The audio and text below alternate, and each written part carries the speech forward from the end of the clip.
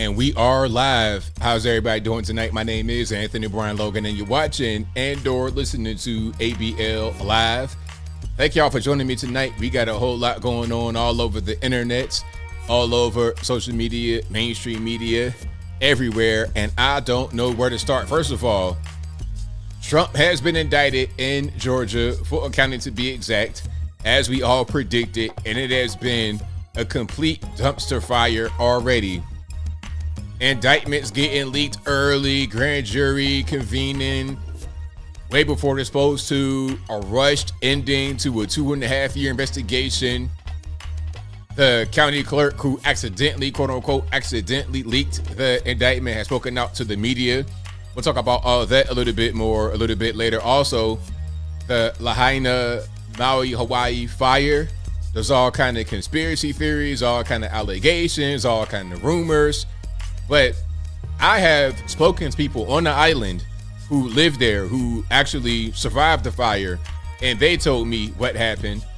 And people that may or may not know each other, that I've known for quite a long time, have told me the same story.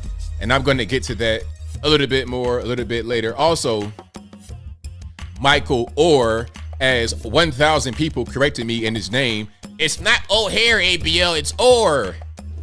We're going to talk about Michael Oher and the Tuohy family and the conservatorship, fake adoption, the money that's being involved, the Blind Side movie, all that good stuff. And also, sales over at Target have plummeted in the past year. We're going to talk about all that and more on tonight's episode of ABL Live. Thank y'all again for being here. You guys are the best audience anywhere on these internets.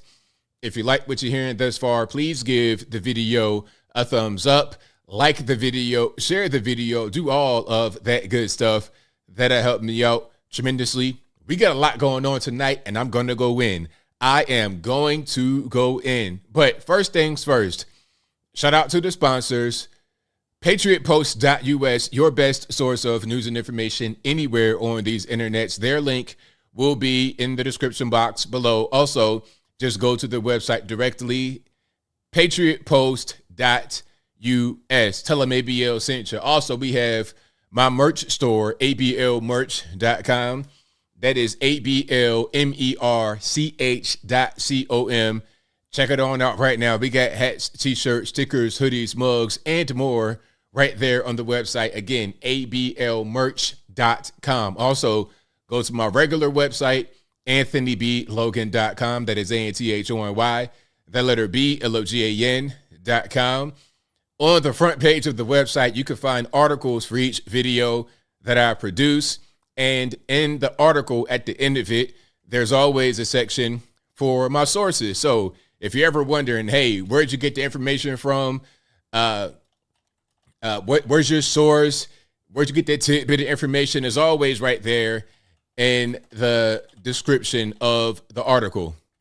So check it on out, anthonyblogan.com right now. Also, I always have videos that I'm not able to show on the YouTube channel or full videos without my commentary, always on the website, anthonyblogan.com. Also, go to the contact page, anthonyblogan.com/contact. You can find my email address, my snail mail address, my social media accounts, my Facebook, Instagram, Twitter, all that good stuff is right there on the website, anthonyblogan.com/contact. And as always, if you're ever wondering if you're speaking to me or not on the internet, first of all, if you're speaking to someone who says that they are me and they're talking about some kind of get rich quick scheme, some random investment, right away, just know that's not me. You're being scammed, and ain't nobody got no time for that at all. Not in the least bit. So please don't get scammed. But you can always double check your method of communication right there on the contact page. If the communication method is not on my contact page, it's not me. That's the easiest way to go about it. My email address is Anthony B. Logan. Pardon me, not Anthony B. Logan. It's contact@anthonyblogan.com. Again, my email address is contact@anthonyblogan.com. The email address is on the contact page. It's real easy. If that's not the email, if you're not speaking to that email address, it's not me. So if somebody says, hey, you know what, send me 10 $1,000, I'll give you $10,500 back. Don't do it. Don't get scammed. Ain't nobody got time for that. So we got quite a bit to get into, and I thank y'all again for being here. You guys, of course, are the best audience anywhere on these internets. All right. We got a lot going on. I don't even know where to start. I think I'm going to show some videos. I have some exclusive videos I got to show you guys, and then we're going to get into some of the topics. One thing that I've been doing a lot lately is asking, like doing a lot of investigation, asking sources, people that may know more than I do, speaking to people that are right there on the ground. You know, I always tell you guys whenever you ask me, hey, what's a good news source? And I always say the best news source is going to be local news first, especially small market local news. For example, if a particular story happens in a place, Omaha, Nebraska, for example, shout out to everybody in Nebraska, but Omaha, Nebraska, right? And they have their own local news out there. What you want to do is go to their local news in Nebraska to see what's going on rather than going to the national news, because there's going to be a lot more spin and editorializing on the national news. But in Omaha, Nebraska, or in some other place, a smaller market, is not going to be so much editorializing, sensationalism. Is going to be more directly what's going on. And if there is any kind of editorializing or sensationalism, it's going to be easy to identify because you're not dealing with big budgets. You're not dealing with big production teams. It's going to be pretty obvious. Like a blockbuster production, a deep fake that looks so crystal clear and crisp because there's billions of dollars behind it versus something that somebody just did in their computer randomly, and it's obviously fake or it's obviously pretty authentic. So the point behind me saying all that is I'm asking people what's going on in their city, what happened with this particular tragedy that they may have witnessed. We're going to get to more of that, speaking about Hawaii and all that good stuff, because I'm seeing all types of stuff about that. Oh, it was space lasers. It's all kind of things, but it's not quite that way. Okay, we're going to get to it in just a minute, so y'all please hang tight for me. We got some videos to get through, and we're going to rock and roll like that. We have some really, really interesting things. All right. Matter of fact, hold on. I got some things about inflation. I got some things about the American flag. I got your man. What's your man's name? The mayor of New York City, Eric Adams. I got him talking about he's Gandhi. I mean, these guys are completely losing their mind. I'm talking about losing their marbles. The marbles are scrambled. It's all over the place. I have some interesting news when it comes to some of the, the music industry. I got some interesting things right there, and I got a lot more. So y'all please hang tight. All right. You get your news from a ham radio. You know what? At this particular point, boss, that might be the best way or one of the good ways to go about it, because it's crazy out here. It's so much fake garbage going on. It's really hard to differentiate between what's real and what's fake. All right. So I don't even blame you on that one. Not in the least bit. Okie dokie. So let me pull some of these up right here. Oh, and I have an update about the guy. What's his name? Travis King. Remember the guy that went to North Korea, who was in the U.S. military? Remember him?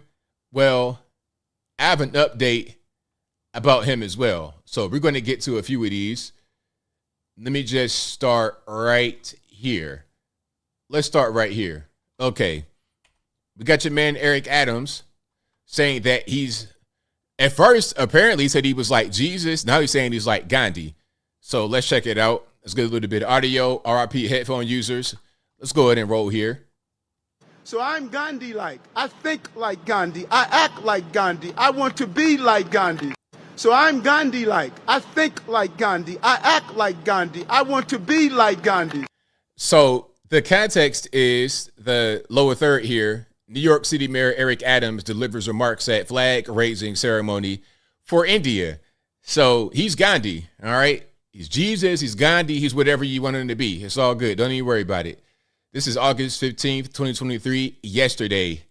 So I'm Gandhi-like. I think like Gandhi. I act like Gandhi. I want to be like Gandhi. So there you go. Shout out to your mayor, Eric Adams. If you're living in New York City, that's your guy. All right. Now, here is a video about some of the inflation going on. A lot of people in this video may have voted for your man, Joe Biden. And didn't we tell people, didn't we warn the American populace that if you vote for this guy, you're going to have crazy inflation? And then what was the response to that? Oh, ABL, we always get inflation. You can't stop inflation, which is so dumb. I've said it before on live stream. Look, just because you might die one day does not mean you're going to jump from an Empire State Building and just end it right there. You want to live as long as possible.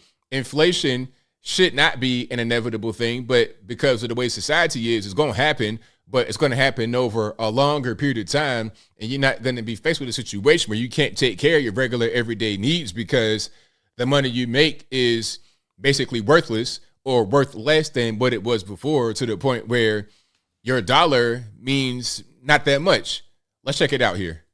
Question, how are we affording life right now? So if you guys can't see what's happening, this is like a TikTok. You got this family, and obviously this is not like a real time lapse, but they're just showing a demonstration. So it says 2020 putting up $100 worth of groceries, and they got a whole bunch of basically garbage on top of their table. I'm seeing Fruit Loops and I'm seeing Belvedere cookies, garbage, right? But whatever, I'm not judging nobody. Okay, so they got a whole half a kitchen island full of processed garbage for $100, right? And then let's skip forward a little bit. And then in 2023, they got a dozen eggs, maybe a little bit more than that, and then some chicken breasts, and that's about it. And I see some other little condiments right there. Basically, a lot less food for the same amount of money. That might be an exaggeration, but the sentiment is pretty much real. There is an issue with inflation, and it's hitting food. So people are having a hard time being able to eat. And then this guy says, being alive is kind of out of my price range right now. And he has his overpriced $2,000 MacBook Pro with a cup of coffee, all right? And then somebody else says, me wondering how I'm even supposed to survive on my $15 an hour when rent alone is almost $1,000, and that's my entire paycheck. Well, hey, man, I don't know what to tell you. You know what's going on here is that regular middle class people are now experiencing the hood life. And this is something they really shouldn't be doing. They're being pushed into poverty, and they're having a hard time accepting it. They're having a hard, because they shouldn't necessarily be here. Now, you have some young people that have no skills, no talents, no experience, no nothing, and they don't really, they're working at McDonald's flipping burgers thinking they're going to live a middle-class lifestyle. It's like, no, ma'am. You're going to be living, down the cut. You're not going to be living this very expensive lifestyle you want to live, okay?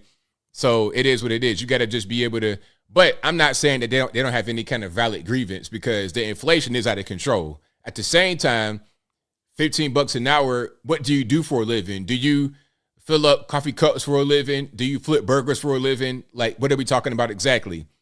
However, again, the inflation is still an issue regardless of what.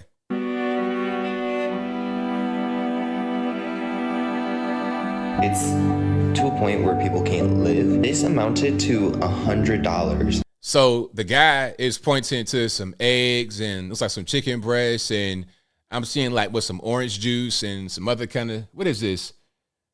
Focus Aid? What is that? Energy drink? I don't even know what that is. Can I say something right quick? Americans typically don't understand how to shop for food. I see that all the time. When I go to the grocery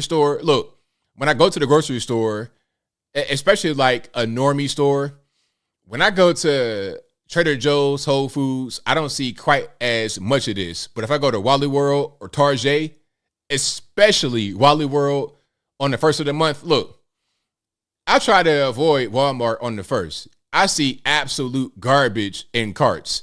Garbage. I'm talking about processed food all day long. Just pure garbage. What do I eat on a normal day? 1 meal a day. First of all, I don't eat all day. 1 meal a day. A lot of water, and I don't have an ad for hint water, but a lot of water. No soda, no lemonade, none of that kind of garbage. And like a typical day, grilled chicken breasts, steamed asparagus or broccoli. Like I eat like that for real. I'm that guy. I'm not going to eat a bowl of cereal with milk and sugar and all kind of stuff. I was watching this rapper, Lil Scrappy, and it was one of these Instagram or TikTok videos, and he was cooking for his girlfriend.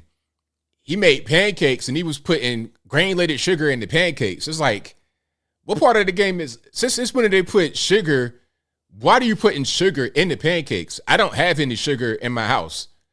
I don't have this diabetes causing stuff in my house. I don't have it. It's just not my thing. Anyway, I'm getting triggered, so I digress. Like, this isn't even barely. So there was a little thing right here that says food prices are rising at the highest rate in decades. Even barely anything to feed me for a couple days. You're not budgeting your money. Oh, you're not doing this. Oh, you're buying coffee. And it's like, no, I'm literally not doing any of those things. I live paycheck to paycheck every week because I'm trying to pay every bill that the world is throwing at me right now. And the government's response to that is, oh, hey, everybody, aliens are real. We don't give a fuck about aliens. Sorry for the cussing, not my fault. Blame the black man in this case. We're trying to afford a roof over our heads. I refuse to continue living my entire life like this. I'm not going to struggle my entire life. I'm just really tired of not being able to do the things that I want. Prices on everything are up, from food, gas, rent. Instead of $60 to fill up your gas tank, it's $140. Instead of 99 cents for eggs, it's fucking $3. Now, I'll tell you what, that gas is getting crazy. It kind of happened overnight. I remember just recently paying $2 something for a gallon of 87, and now it's like about to be $4. It's like, wait a minute, what's going on? And I know some of you guys are paying like $5. California, forget about it. California, I don't know how you're making it. You might as well resort to crime. You may as well resort to crime. I'm going to show you an old graphic that's been kind of floating around the internet in a minute that's going to kind of put things in perspective. But with that graphic, I got to give you some other information to pair with it, just so it's not out of context. Let's keep on going. Rent's going from $3,000 to $5,000. All that shit adds up, and wages aren't going up fast enough. Wages have gone nowhere. So what did most of us have to do, myself included, with the extra $400 a month I was spending on gas? I had to use my credit cards. Even with 3 jobs now, I'm not even going to make a dent on those credit card bills. I seriously want to know what the end game is, because soon we're not going to have any money for anything anymore. Steph D says gas is $5.10 a gallon. At the cheapest, $4.90. I mean, what in the world's going on? That's crazy. I think I paid something like $3.80 something, $3.70 something out here where I live. Nah, it was like $3.50 something. Yeah, $3.50 for a gallon of 87. Like, I think it might have been in Georgia, actually. So why the fuck are we working so hard to make money for other fucking people to use and steal our income just for us to never see it? I don't know what to do anymore. Okay, so I'm going to show you a graphic right quick. People, getting all sad and triggered and emotional in this video. Not you guys, but in the video. Let me show you the graphic. But I'm going to put it in context to show you just how much the dollar has become just ridiculous. How hyperinflation has already hit. They're talking about we could see hyperinflation like what happened in Venezuela and whatnot. But I'm here to argue that hyperinflation is here. Hyperinflation is here. It's not even a thing anymore. It's not even a thing about it could happen. It is happening. That's the question. All right. And shout out to you guys for being here. You guys are the best audience anywhere on these internets. If you like what you're hearing so far, please give the video a thumbs up. Like the video, share the video, do all that good stuff. That'll help me out tremendously. Okay, check it out. Are you ready for this? Now, you probably have seen this before today and before this year. And if you're on my Facebook page, you already have seen this on my page. Shout out to you guys for following me on the Facebooks, Instagram, all that good stuff. But check it out. Watch this. if you guys can't see it, this is an old advertisement. And I read that it's from 1955, somewhere USA. I don't know where this is. It could be Florida. I see palm trees. It could be California. I don't really know where it is. But the graphic says 2 bedrooms, 1 bath, screened porch, and a carport. This is a house advertisement. Total price $7,450. Monthly payments $47.92. Includes principal, interest, taxes, and insurance. Closing costs and prepayment $155. Now imagine that again, 1955, somewhereville, USA. Now let's put it in context though, because some are gonna see this and be like, "Wow, a whole house for less than 10 grand." Try getting a used car. Try getting a car that's gonna crank for that amount of money right now in 2023. Well, the average median income has risen a lot from what it was back then. The average median income back then was like $4,500. Now, obviously, that's going to be more in today's money, but put that amount of money in context. Okay, you see what I'm saying? Median income for a household, I think, was $4,500. Now, in today's money, that's closer to like $50,000, if I'm not mistaken. So I'm reading this right here. Shout out to the Facebook commenter. I don't want to shout everybody out because I don't know who wants to be shouted out. But $7,500 in 1955 is equivalent in purchasing power to about $85,500 today. An increase of $78,000 over 68 years. The dollar had an average inflation rate of 3.64% per year between 55 and today, producing a cumulative price increase of 1,000%. I mean, so everything has gone up. Your wages have gone up, but so has inflation. So has the cost of things. And even when you adjust for inflation and everything else, this house would still be very cheap in today's standards. Even with this price, the $7,450 adjusted to what things cost today, it'll still be very cheap. It'll still be extremely cheap compared to what you're paying right now. A house like this, and also, let's be clear. Let's be crystal clear. Houses back then were very small. That is a small house. If you look at some of the older neighborhoods in the country, the houses, you're talking about 1,000 square foot at best. My dad had a house back in Portsmouth when I was a kid, downtown by Washington Park. If you know, you know. That house was so small, he had basically like 3 rooms in a house, like a single family house. But this is like after my parents had split up or whatever. He had, you come into the front, living room, had space for like a little small TV back in the late 80s, early 90s. It was a small kitchen and the bedroom. That was it for our house. He put an add-on some kind of way to give like an extra little small room to work out. But beyond that, yeah, houses, 1,000 square foot. If you had a house that was like 1,200 square foot, that was that was a pretty decent sized house.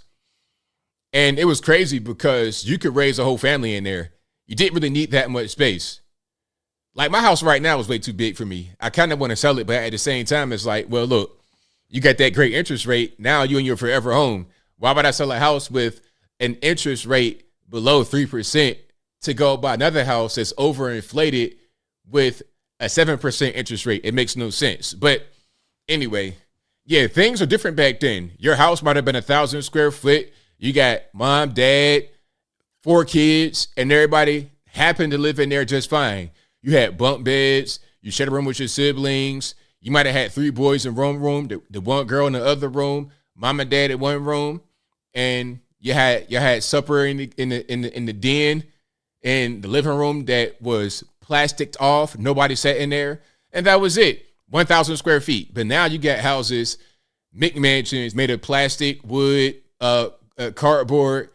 That's like 5,000 square foot, and it ain't worth nothing at the end of the day. They go up like Lego blocks, right? Let me see. Crocs and Black Sock says $85,000 will buy you a nice small mobile home in Las Vegas for that price. Yeah. Oh yeah, you can get mobile homes definitely for that. And you know what? That's going to come back in a major way. Mobile homes. That's where, you know, my parents started. My dad had he called it a mobile home. If I was to say a trailer, he'd get upset. But yeah, he had a mobile home. Coming around, we came from West Virginia to Virginia in a small mobile home, parked it right there in the hood in Newport News. Yep, right on the corner of Jefferson and Mercury. It's still there to this day. So that's going to come back in a major way. People doing van life and Toyota Camry life and Honda Civic life. Why not just get a mobile home and have a little bit more security than your vehicle out there in the Walmart parking lot? Now, I saw this at the Buc-ee's the other day. I call this the white privilege van, right? Now, somebody is obviously living in there, and they had to gas up right quick. I'm seeing curtains and whatnot. I didn't go look into their vehicle and peer in and be creepy. I just happened to be, pumping my gas, and I saw this. I'm like, wow, okay, we got the van. At least it has windows. At least this is not one of those all white vans with no windows where automatically there's going to be somebody in there on some kind of list that you don't want to approach at all. But no, they got windows and curtains and everything. And in the back, they got it jerry-rigged with a window AC. Okay, they got it mounted on there pretty nice and tight and secure. So it probably feels amazing in there. Now, I don't know how they got it powered necessarily. I guess they're running some kind of power from somewhere, probably from the front. The cigarette lighter, I don't know where the power's coming from, but yeah, they got it nice and cool in there in the white privilege van, right? So shout out to them. That's going to be the way of the future. You're going to see a lot more of those on the road. Yeah, it's going to be a lot more of those on the road. I'm starting to see it all over the place. People in the cars because, hey, man, if you can't afford to get an apartment, if your job is not paying enough or you're living in a place where there's a shortage of housing, hey, what are you going to do? Or you're living in these cheaply made apartments and then something happens, you get flooded out and you don't have anywhere to go. Hey, man, this is your next best option. Hit that van life up and keep it on rocking. It says free candy on the side. Hilarious. Somebody said, right without a reason, it's an induction van. Yeah, throw you right in the back of that. But at least they have windows in it. Okay.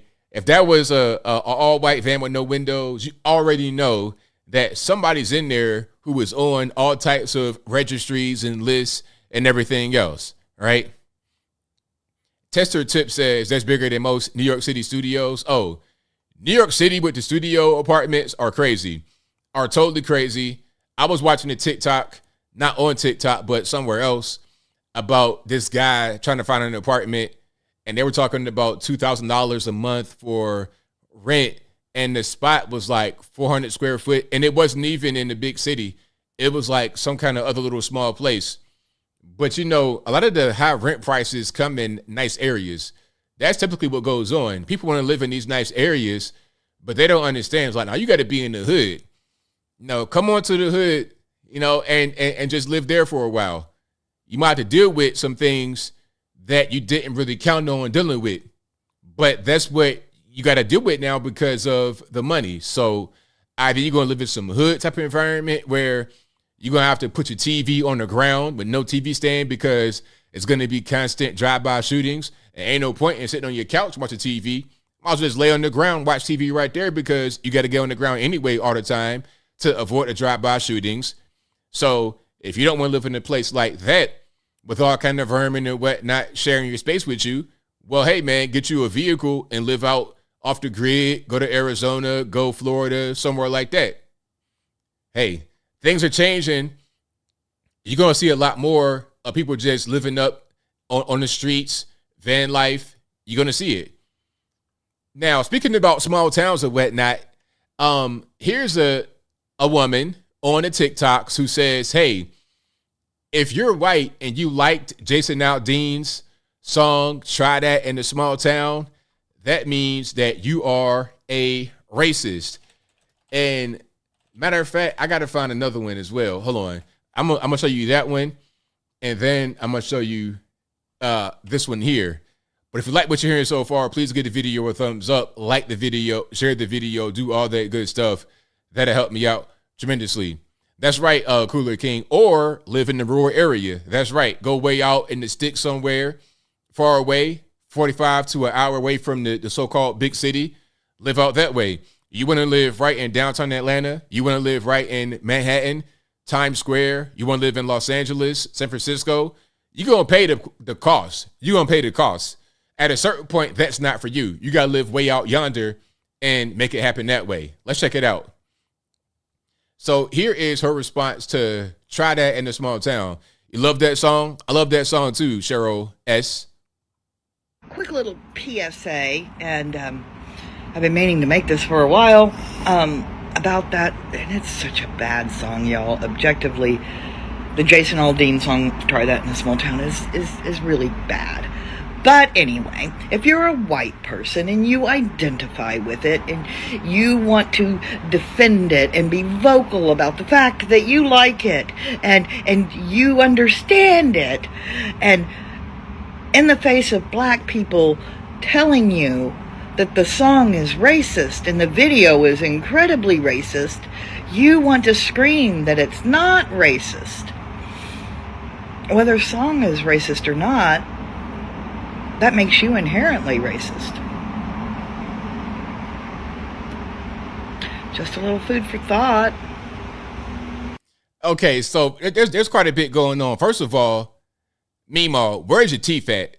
Where's your grandkids to tell you before you get on TikTok to throw your teeth in your mouth right quick? I know they're right there in a little cup beside the bed.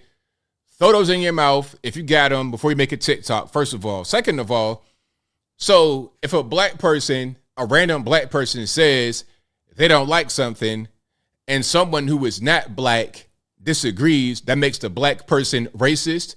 So what if I'm black, someone else is black, I say something, they disagree, and then a white person says that they agree with me? Does that mean they're still racist because one black person disagreed, but the other black person agreed? Your logic is not making no sense here, ma'am. It makes no sense. And last I checked, you got black folks, white folks, Puerto Rican, Candy Stripe folks that live in small towns. So why can't we identify with the song as well? Is it a white-only song? Nah, Try That in a Small Town. Don't come to these smaller areas with your nonsense. That can also apply to like the suburban areas, because remember they said, when I say they, I mean the Antifa. And by the way, Antifa, mostly white organization, which is weird. So if a white guy tells mostly white groups, try that in a small town, that means it's racist against black people. How are we even involved? I digress. If they go to small town, suburb, a non-city area, even the hood area, and they get stomped into wine, they get stomped into toothpaste, I mean, how is that a white exclusive thing where it could be anybody that doles that punishment out to these people that when they come loot and destroy? Also, why are we defending those that went to the loot and destroy for no good reason? For no good reason. Are we protesting? Protesting for what? You want to go tear stuff up and loot and wreak havoc because you're protesting? No. Do that over there. Don't do it over here. Because if you do it over here, now we got a problem. I don't care what color you are. I don't care what color the protesters are. And I don't care what color the people who are defending themselves are. Don't do that. You know, the best way to go about it is to not try it at all. Go home and stop being a rabble rouser. How about that?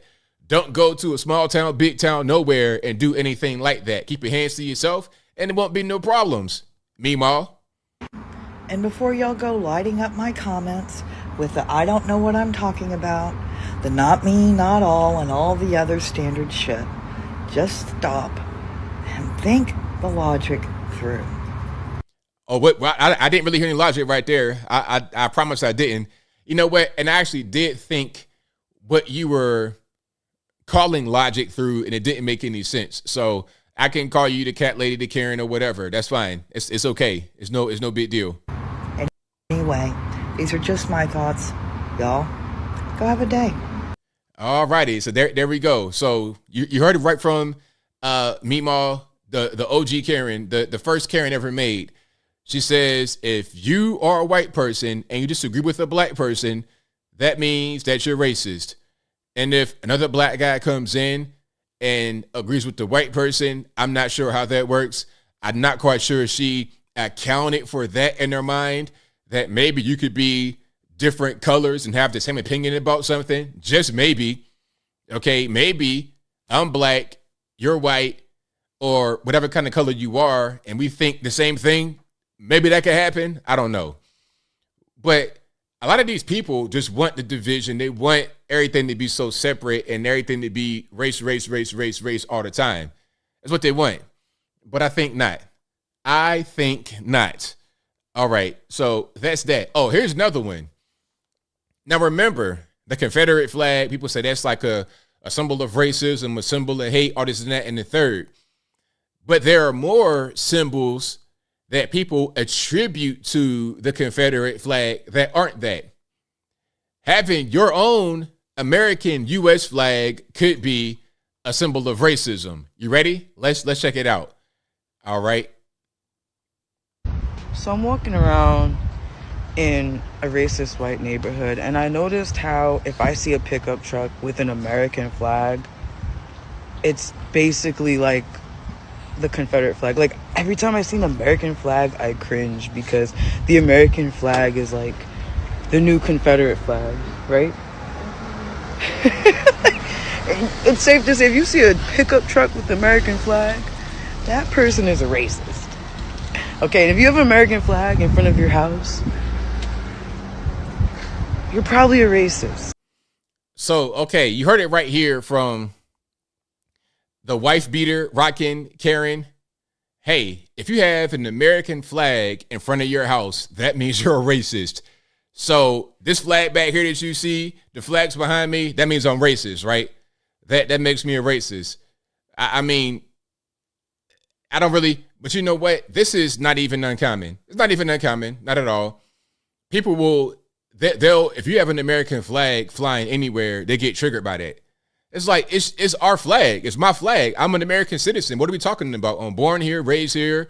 All my family's from here. I'm an American. Why can't I fly the American flag? It makes me a racist, but only if I'm white. Oh, okay. But if I'm black, then it doesn't really count. That's kind of what's going on there. So, I mean, at a certain point, people like this, I don't even know what to say. They exist. They're all over the place. And this is why in certain television shows, movies and whatnot, they are against American patriotism. They think that's the equivalent of racism.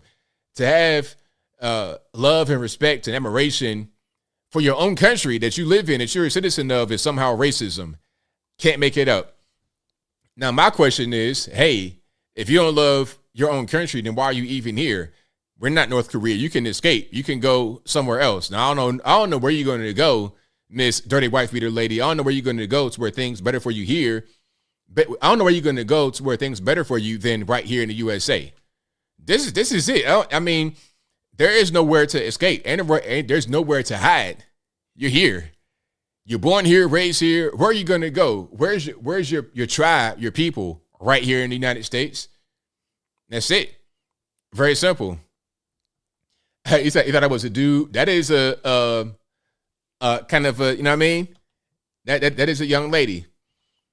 That is a young lady. All right. Now we got more videos here. Let's check on California right quick. Let's check on California and see how things are going, because you know how California is. It's a lot of problems, and this, in my humble opinion, is the result of drug decriminalization. When you just let stuff happen, when you just say, hey, man, you want to smoke crack, shoot fentanyl, whatever you want to do, it's all good, no problems. You want to commit crimes, wreak havoc, wreak chaos, no problem, no jail. Look, if you want to smoke crack and assault people, we're not going to lock you up. Just do whatever you want to do. It's okay. Here, this video right here, this is the result. Let's check it out.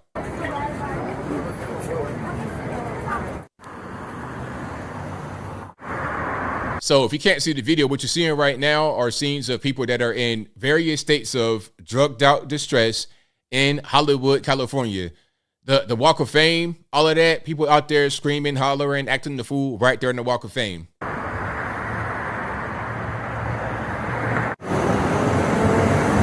Look at this, Walk of Fame. So you want to go visit LA? You want to go downtown? You want to go to the Walk of Fame, take pictures? Well, hey, watch it back, because it could be somebody rolling up on you, high on crack, meth, whatever, K2, any kind of random drug they could put their hands on, and they might assault you for no reason at all, because they're high on drugs, and they may see something that's not really there. They may have some kind of episode or whatever, and you're going to get in the way.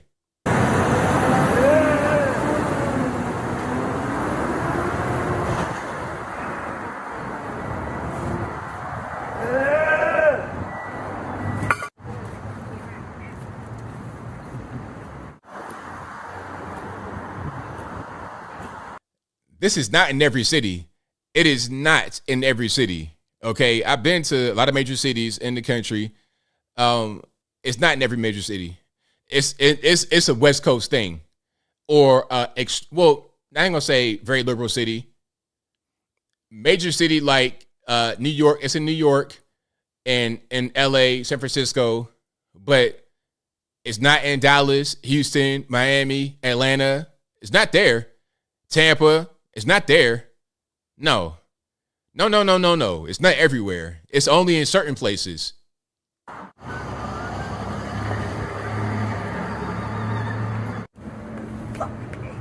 You're going to have people that are homeless, people that have mental issues and on drugs everywhere, but not like this. Not to this extent.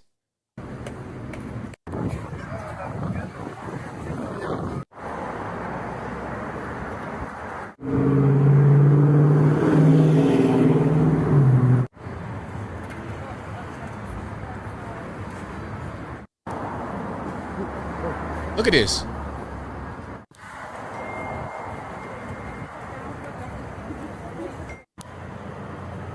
Yeah, Philly. It's in Philly and Kensington. But see, what they did in Philly was they did a Amsterdam. And if you watch The Wire, you get that reference. What they did in Philly was put all the miscreants in one area for the most part. But I'm not saying it's okay, but that's what they did.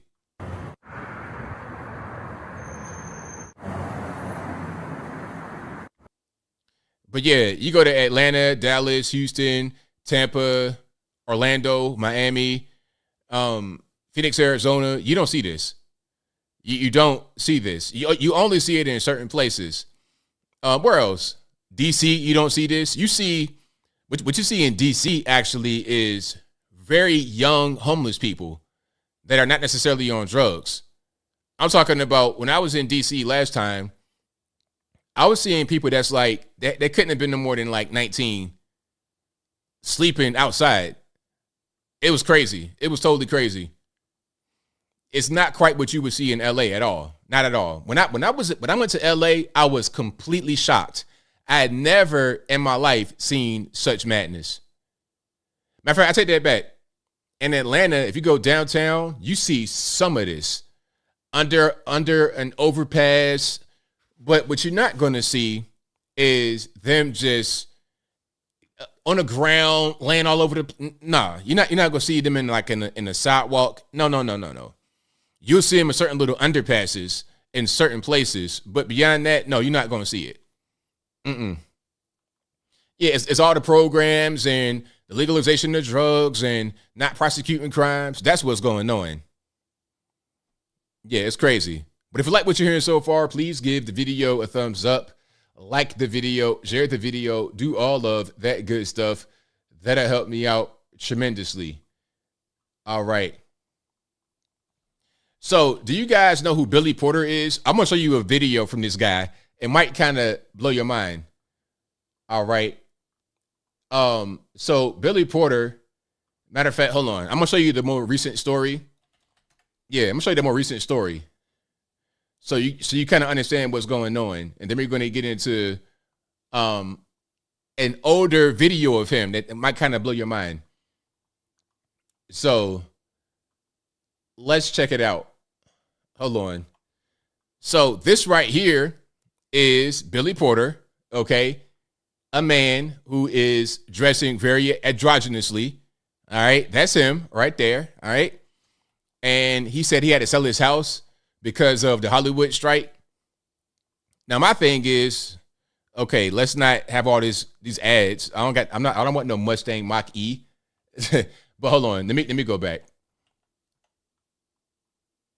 I was trying to pause that, but anyway, I digress. So Billy Porter says he had to sell his house because of the Hollywood strikes. Starved me out. The strike happened. That's him right there wearing the long dress, tux, whatever. The strike just happened. It just started. So you're that hard up for money.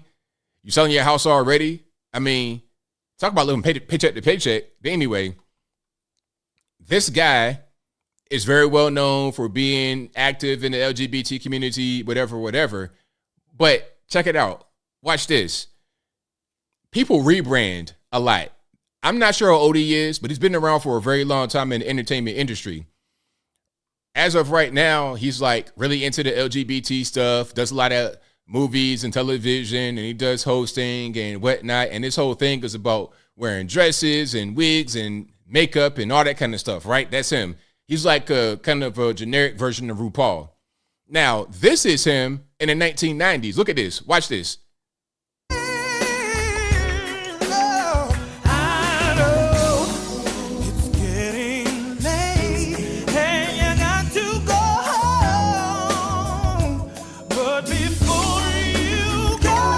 This dude was an R&B singer in the 1990s. This dude was singing love songs to women.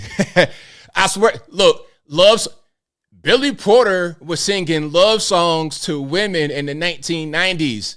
But hey, man, you know what? The 90s R&B, begging, I'm crying, keep sweat, those days are over with. So look, man, you in LA, you got bills to pay, you got to rebrand. So what are you going to do? You're going to put on a tuxedo dress, lipstick, makeup, talk about LGBTQ, elemental P, X, Y, and Z, create controversy, and voila, a brand new career. Baby, just show me what I gotta do. Oh, and baby, if you love me, I'll do anything. That is Billy Porter in the 1990s. Yes, it is. Yes, it is. I told you to blow your mind. Yes. Now, he's singing kind of a cover of a song by a guy by the name of, I think, Glenn Jones. I want to make sure I'm saying the right thing. Yeah, Glenn Jones. Like, the name of the song is called Show Me. Glenn Jones sung the original. If you guys know about 90s black R&B, whatever, that's him. So imagine that, 53 years old, and he got the bug. He got the house in Virginia. Not surprised. Not surprised at all. So right, he probably was in his 20s in the 90s doing this R&B thing. Yep. So, hey, it's funny how things change, huh? But it goes to show you how fake the industry, Hollywood is. People just do whatever it takes. They'll do anything, say anything. Your man Wayne Brady came out talking about someone pansexual. All right, man, whatever, man. Like, don't believe anything you see on television, movies, even if it's news. Don't believe anything you see there. All right. I know I'm showing my age now. I know it. I'm not quite his age though, but I'm creeping up on him. I'll be 40 next year. You got great hair, ABL. You're not 40 yet. Thank you for reminding me. But I look much younger in person. But anyway, I digress. If you like what you're hearing so far, please give the video a thumbs up. Like the video, share the video, do all that good stuff. That'll help me out tremendously. Yes, Michael, Wayne Brady did come out as pansexual. Like back in the day, back in the 90s, you wouldn't even come out. But if you were to come out, you would just say you gay. But now you got to do a little bit more, you know? Yeah, Teddy Riley. Shout out Teddy Riley. And RIP to Magoo, a Virginia legend, Virginia Beach, Portsmouth, Chesapeake, Norfolk, Southside legend, 50 years old. Magoo was part of the Basement Crew. If you know about that, I'm getting kind of off topic, but Magoo was part of the Basement Crew. And that included Missy Elliott, Timbaland, Genuine, Sweet, Static Major, and Devontae Swing was the guy that put it together. Devontae Swing was of Jodeci, one of the top guys over in Jodeci. That's a long story I can get into, but RIP to Magoo. Magoo was like a legend to us in Virginia for sure, and he is a legend to us because he was one of the first guys that came out from our neck of the woods to become like popular in the music scene. Him and Missy and Timbaland, they were like the pioneers of it. And Pharrell too, because he came out early with Teddy Riley. Teddy Riley came from New York with, I think Alpoet came down, or it might have been Mitch from the Paid in Full movie. One of those guys came to Virginia, and Teddy was like his friend. He came down with him. And then Teddy stayed in Virginia, linked up with Pharrell and Timbaland and everybody else. The rest is history. So, but that's a really long, deep story right there. That should be a movie. Yes, Aaliyah was in the Basement Crew. Aaliyah, Tweet, Aaliyah, they all went to the Basement Crew. And Aaliyah was in the Basement Crew after the whole kerfuffle with R. Kelly. Because remember, she was with R. Kelly when she was like 15 and they got married, then they got annulled and everything else. And then she went to New York. And then when she was in New York, she was pretty much everywhere. She sung on Lil' Kim, Queen B, Queen BITC, etc. In the original version of that song, she was singing the full hook, but on a bridge version, she's just humming on it. A lot of history, but anyway, I don't want to go make it be like a 90s R&B rap history thing right now. I just wanted to say RIP to Magoo. All right. Yes. Shout out to Way of the Road. Y'all know Way of the Road about Teddy. Yes, indeed. Shout out Teddy Riley. Shout out Aaron Hall. And shout out Gloria Velez. If you know, you know. But I digress. Guy, of course, Guy. Guy was the group that they started in New York. And then once that kind of fizzled, then Teddy Riley started Blackstreet. That's when No Diggity came out. And right around that time was when the Basement Crew started. And that's why Missy said No Diggity. I think she said No Diggity and Up Jumps the Boogie. But anyway, the 90s was an amazing time to be alive. I said this on my Twitter. I feel sorry for the kids nowadays who did not have the privilege to grow up in the 90s. That was an amazing time. The 80s also, because I was born in the 80s. I lived for quite a while in the 80s, but also the 90s was like my core of my childhood. That was an amazing time to be alive, for sure. All right. But if you like what you're hearing, you like some of the unknown music history, y'all let me know in the comments below, or just give me a thumbs up. But I'll keep on moving here. We got a lot to talk about. We have a lot to talk about. We got a lot more going on. Let's talk about the Lahaina fire, because you're talking about some of the conspiracies and whatnot behind the fire. Now, I've read quite a bit of you guys' comments about what happened. Somebody said, I'm a paid shill because I don't believe the conspiracy theories about the fire. I believe what people told me who lived there. You see what I'm saying? It's like, okay, the facts are that a fire happened. Now, the question is, how did the fire happen? I'm asking residents who live on an island in Maui or that live in Lahaina, hey, what happened? They all tell me the same thing. We had hurricane force winds. The power lines got knocked down. We had dry conditions.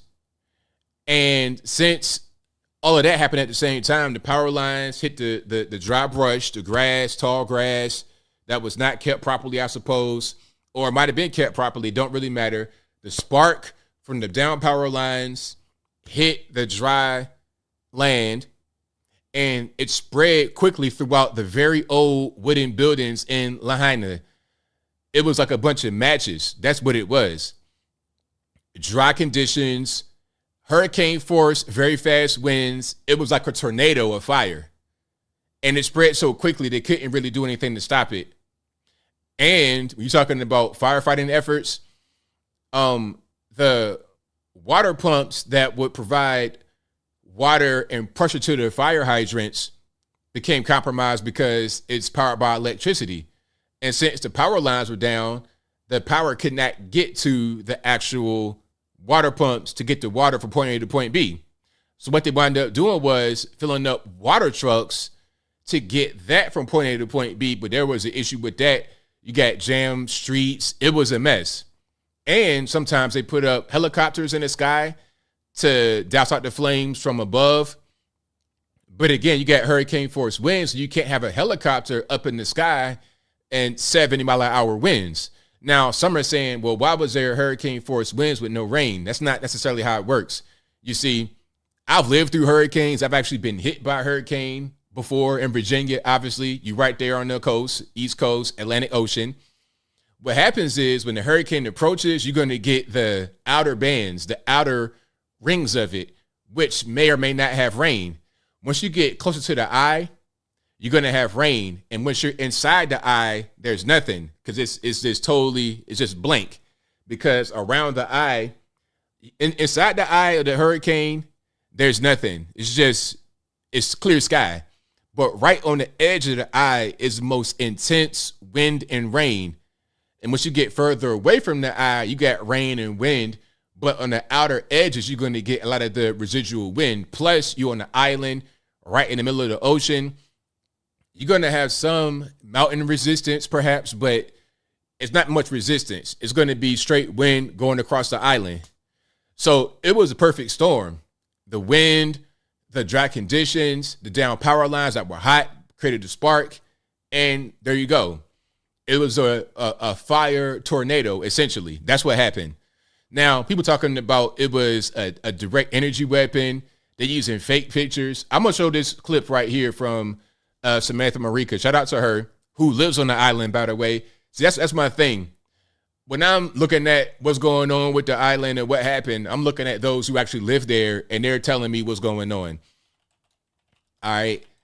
Direct energy weapon, there's no evidence of that. I understand people want that to be the case, but it's simply not. All right, so let me play this right quick. And shout out to Samantha. All right, I'm going to show her video right here. So you guys can follow her on Instagram, Samantha Mason Marika, with a K and 2 as at the end of Marika. Let's check it out. I'm all about thinking for yourself and questioning things, but what I'm not for is blatantly lying to people. I see a lot of big accounts posting the photos I'm about to show you, and it's really a disservice to anybody who actually cares about finding out the truth. So a lot of these accounts, a lot of these people are posting the photos saying that a directed energy weapon, a laser beam hit Maui and caused the fires. Okay, let's go through the photos, which were easily able to be vetted if people just took the time without sharing. This is a SpaceX launch in California in 2019. This is not Maui being hit by a laser beam. This is Waiwala Church burning, which is real, but boom, that little laser beam coming down is digitally altered, and it really, all you have to do is just zoom in there and you will clearly see that it is fake. And there's this one, which is from 2018 in Michigan, when there was a fire or meteor or something like that caused this. This is not Maui being hit by directed energy weapon. And then there's this one from a whole other country of a transformer exploding. You guys, please be careful with what you are posting. Be responsible about the information you are sharing. Okay, guys, So that's that. A lot of these are just fake pictures. It's not really real. You know, there is no, what they say, a Jewish space laser, direct energy weapon. That's not going on. That's not what's happening here. What happened is exactly what I said. It was a natural thing with a lot of circumstances. And like I said in the video, it's an unfortunate phrase to use, but it was a perfect storm. Everything that could have gone wrong went wrong. And that's why Lahaina Town burned down. And there were also other fires across Maui, not just in Lahaina, but Lahaina was like the worst hit from what I'm able to read. And some said, why were the celebrities' properties not affected? Hawaii is not just one little small island. It's a state. It's a big place with multiple towns and cities and everything else. Okay, so not all of the island is going to be on fire at once. There were certain areas that were on fire and certain areas that weren't. It's simple as that. Oh, and something else, there was an inability to get some water to where it should go. And also, the drought conditions, which you can't have a drought on an island, it is possible. Some of the drought conditions were made worse because some of the natural waterways were diverted for golf courses and resorts and some of the celebrities' homes. So while the big celebrities pay millions of dollars, they got their grass water, they got all the amenities and everything, like they're back in the States, like they're back in Florida somewhere. The rest of the island doesn't necessarily have that. It's not the same way. So you got to understand that. You got to put it in the proper context. And then somebody said, well, why was the water shut off before? Well, the thing is, again, the power was off. So if the power is not going to the water pumps, how can the water get to the hydrant, have enough pressure to be able to put out any kind of flames? You see what I'm saying? Is it the water was shut off or is it the power was off? Now, the power lines were hot, which means there was power going to it, but if the power lines are down, they're not able to transmit power from point A to point B. It's just in the line and hot. That's a difference, okay? If there's a power line outside of my neighborhood going to my house and it gets damaged, it falls on the ground, it's down, I don't have power, but there's still power going to the line, and it just won't be able to go from the line to my house. It's just in the line. It doesn't make any sense. Am I putting things together properly for you? If I am, y'all let me know in the comments and have that be that. But some say it was a land grab. I mean, but what happened though? Was it an intentional thing? Was it, did Black Rock make a hurricane happen? Did Black Rock make the drought happen? Did Black Rock make the power line fall on the brush and create the tornado or fire? Is that what happened? Now, if developers, when they come in and try to snatch up land, that's a different story, but that's not really the point. The point is who started the fire. And I don't think it was a who, I think it was a what. What happened to start the fire? That's the most important thing. Land grabs and whatnot, that's a separate issue. That's going to be opportunism, which can happen regardless of what. There's no conspiracy in opportunism necessarily. It can be, but that's not what happened here. All right. Now, somebody says I have 100% misinfo on this. Well, tell me the real information and give me the evidence. Show me the evidence. Show me the direct energy weapon. Show me the Jewish space laser that shot down from the sky and destroyed Lahaina Town. Show me that. Show me something else. Show me when the power the energy meters in somebody's house sparked flames and burnt the town down. Show me the evidence. I'm saying all I can do is go off what people tell me that live there. If a town burns down and I go to the town and I say, hey guys, what happened?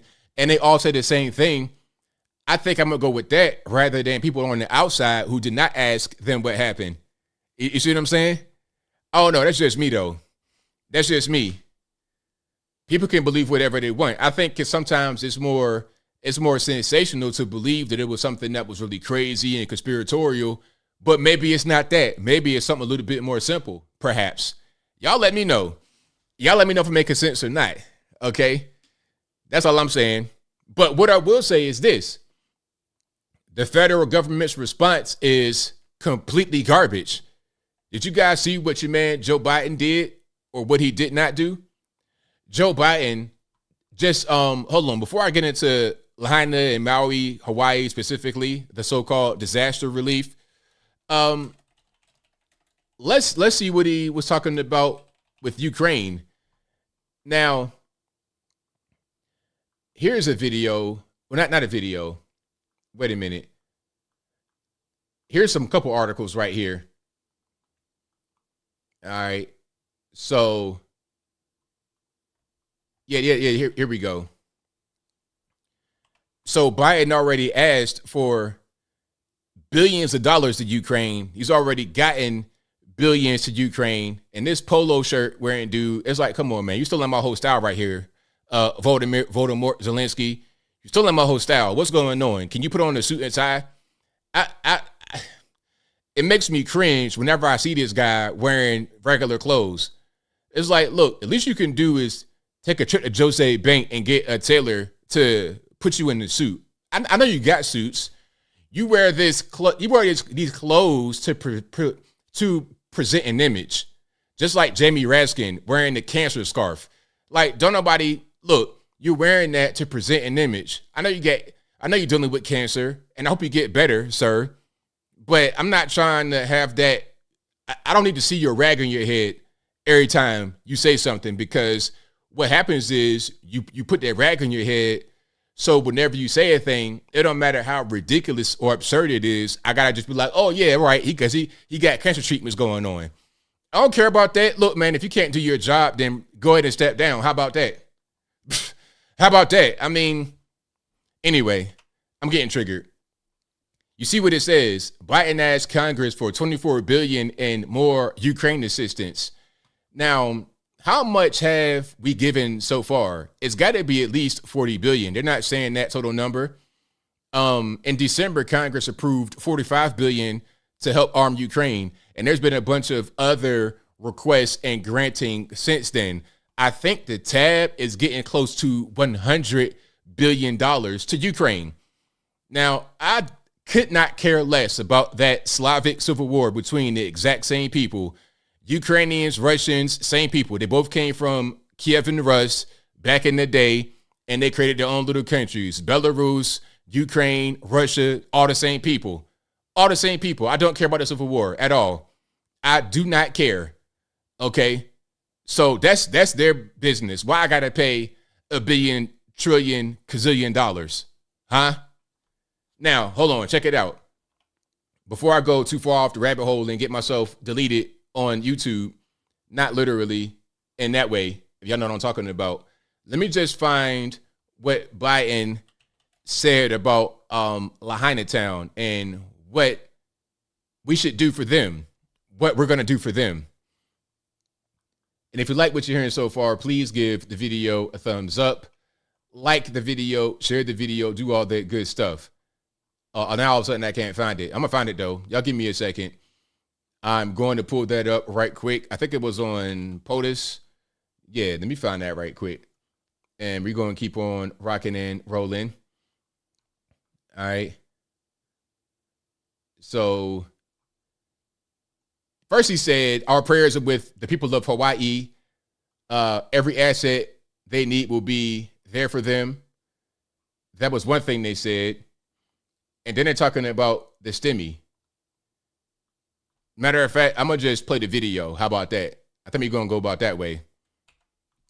They want to give people of Lahaina Town a stimulus check, essentially. Watch this. FEMA also authorized one-time payments of $700 per household to folks who've been displaced so they can do the immediate things of just taking care of medications and prescriptions that they so badly need. FEMA also authorized one-time payments of $700 per household to folks who've been displaced so they can do the immediate things of just taking care of medications and prescriptions that they so badly need. So he said there's going to be one-time payments of $700 to households affected by the tragedy in Hawaii. $700. Now, if you got injured or something, will that even cover your insurance deductible? Okay, deductible is super high. Is that even going to cover your deductible for your insurance? $700? Meanwhile, hey, man, look. If you are in Ukraine and you're fighting a proxy war for U.S. and NATO, you can get billions upon billions of dollars.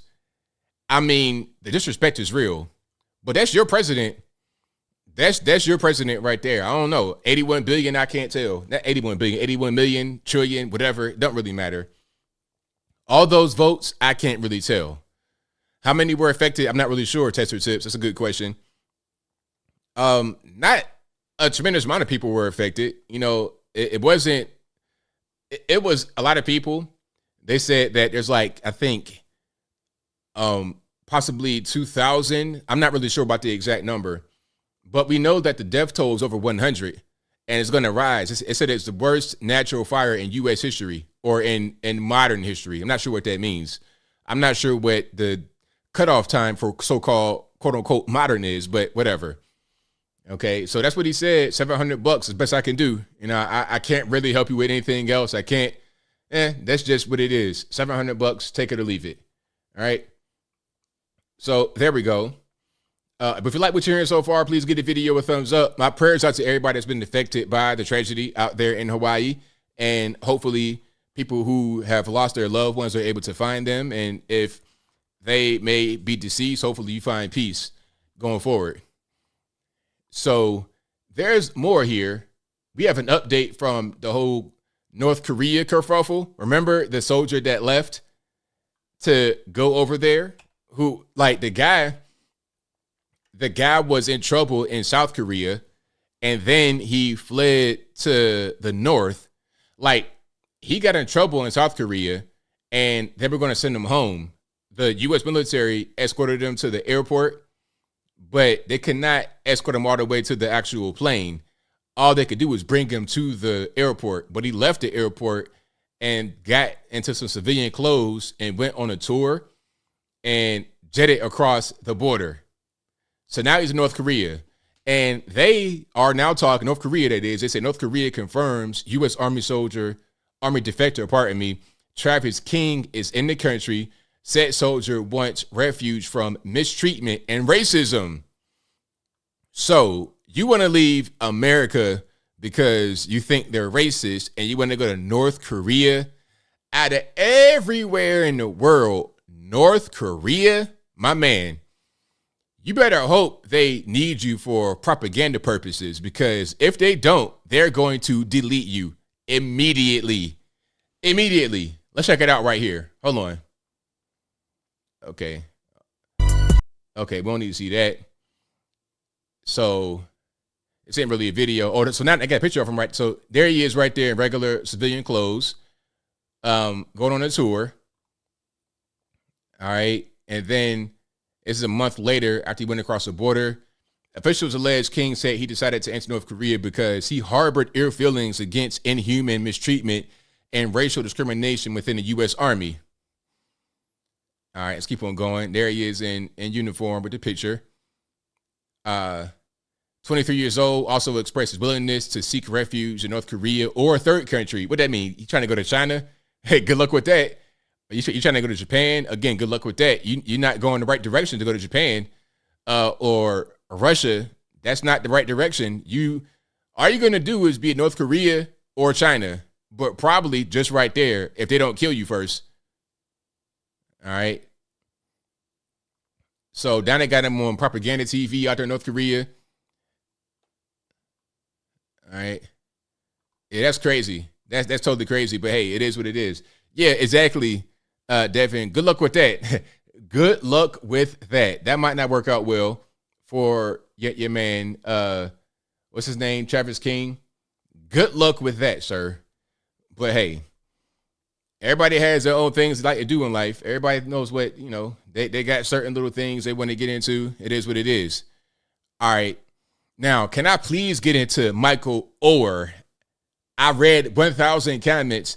His name is Michael Oher. It's not Michael Oher. Michael Oher and the family. The Tuohys. Now, this is pretty sensitive. This is pretty controversial, pretty sensitive. Let me explain what's going on. Now, matter of fact, let's pull up a picture so we can be on the same page with each other. And I need to pull up some articles here to dig through as well so we can kind of understand what's going on. This is going to be something that needs to play out in court because there's allegations on both sides, and we need to get to the court to figure out what's going on. And before we get to court, I have questions. I have a lot of questions, and I have information that you guys may not necessarily know about the sports world. Not necessarily about Michael Oher and the Tuohys, but just about sports in general, college sports, especially NFL football and money. We're going to talk about it, okay? It's a wild story. That's right. Now, let's put this on the screen right here. So this is Michael Oher and the family, okay? That's mom, dad, and the two siblings. Now, the official story of The Blind Side is Michael Oher, big man right there, was a homeless teenager out there in Memphis, Tennessee, Shelby County, and he befriended the son right here on the far right-hand side through football practice. And it said that he was developmentally challenged, low IQ, all this, that, and the third. And then the Tuohy family helped him to embrace football because he was not good at it before. He was able to embrace football. He became very good. They got him in, I think, maybe like a private school, if I'm not mistaken. Then they got him to Ole Miss, which is a different story we'll talk about in a minute. And then he became an NFL football player. He was not a star player, but he had a pretty good career. He played for about 7 to 8 years. Pretty good for an O-lineman. You know, it's a decent career.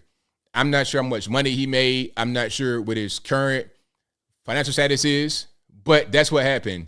He became successful. Most guys that play sports do not go pro. So for him to go pro and to last quite a long time in the NFL is a tremendous accomplishment. Whether he was a star or not doesn't really matter. So Michael Oher and the Tuohy family. Now, here is some backstory. Now, the Tuohys became wealthy at a certain point, and I'm not quite sure when that happened, if it was before they adopted Michael or after, but I think even before them getting into a really big bag of money, they already had money because they owned a chain of Taco Bells. And the father, Sean, and the family, they sold a chain of Taco Bells and made $200 million on the sale. $200 million on the sale. So they had money. They're not some kind of broke, destitute family. They were a rich, wealthy family. Now, the father here is or was a booster for Ole Miss, okay? Before Michael Oher came into the picture.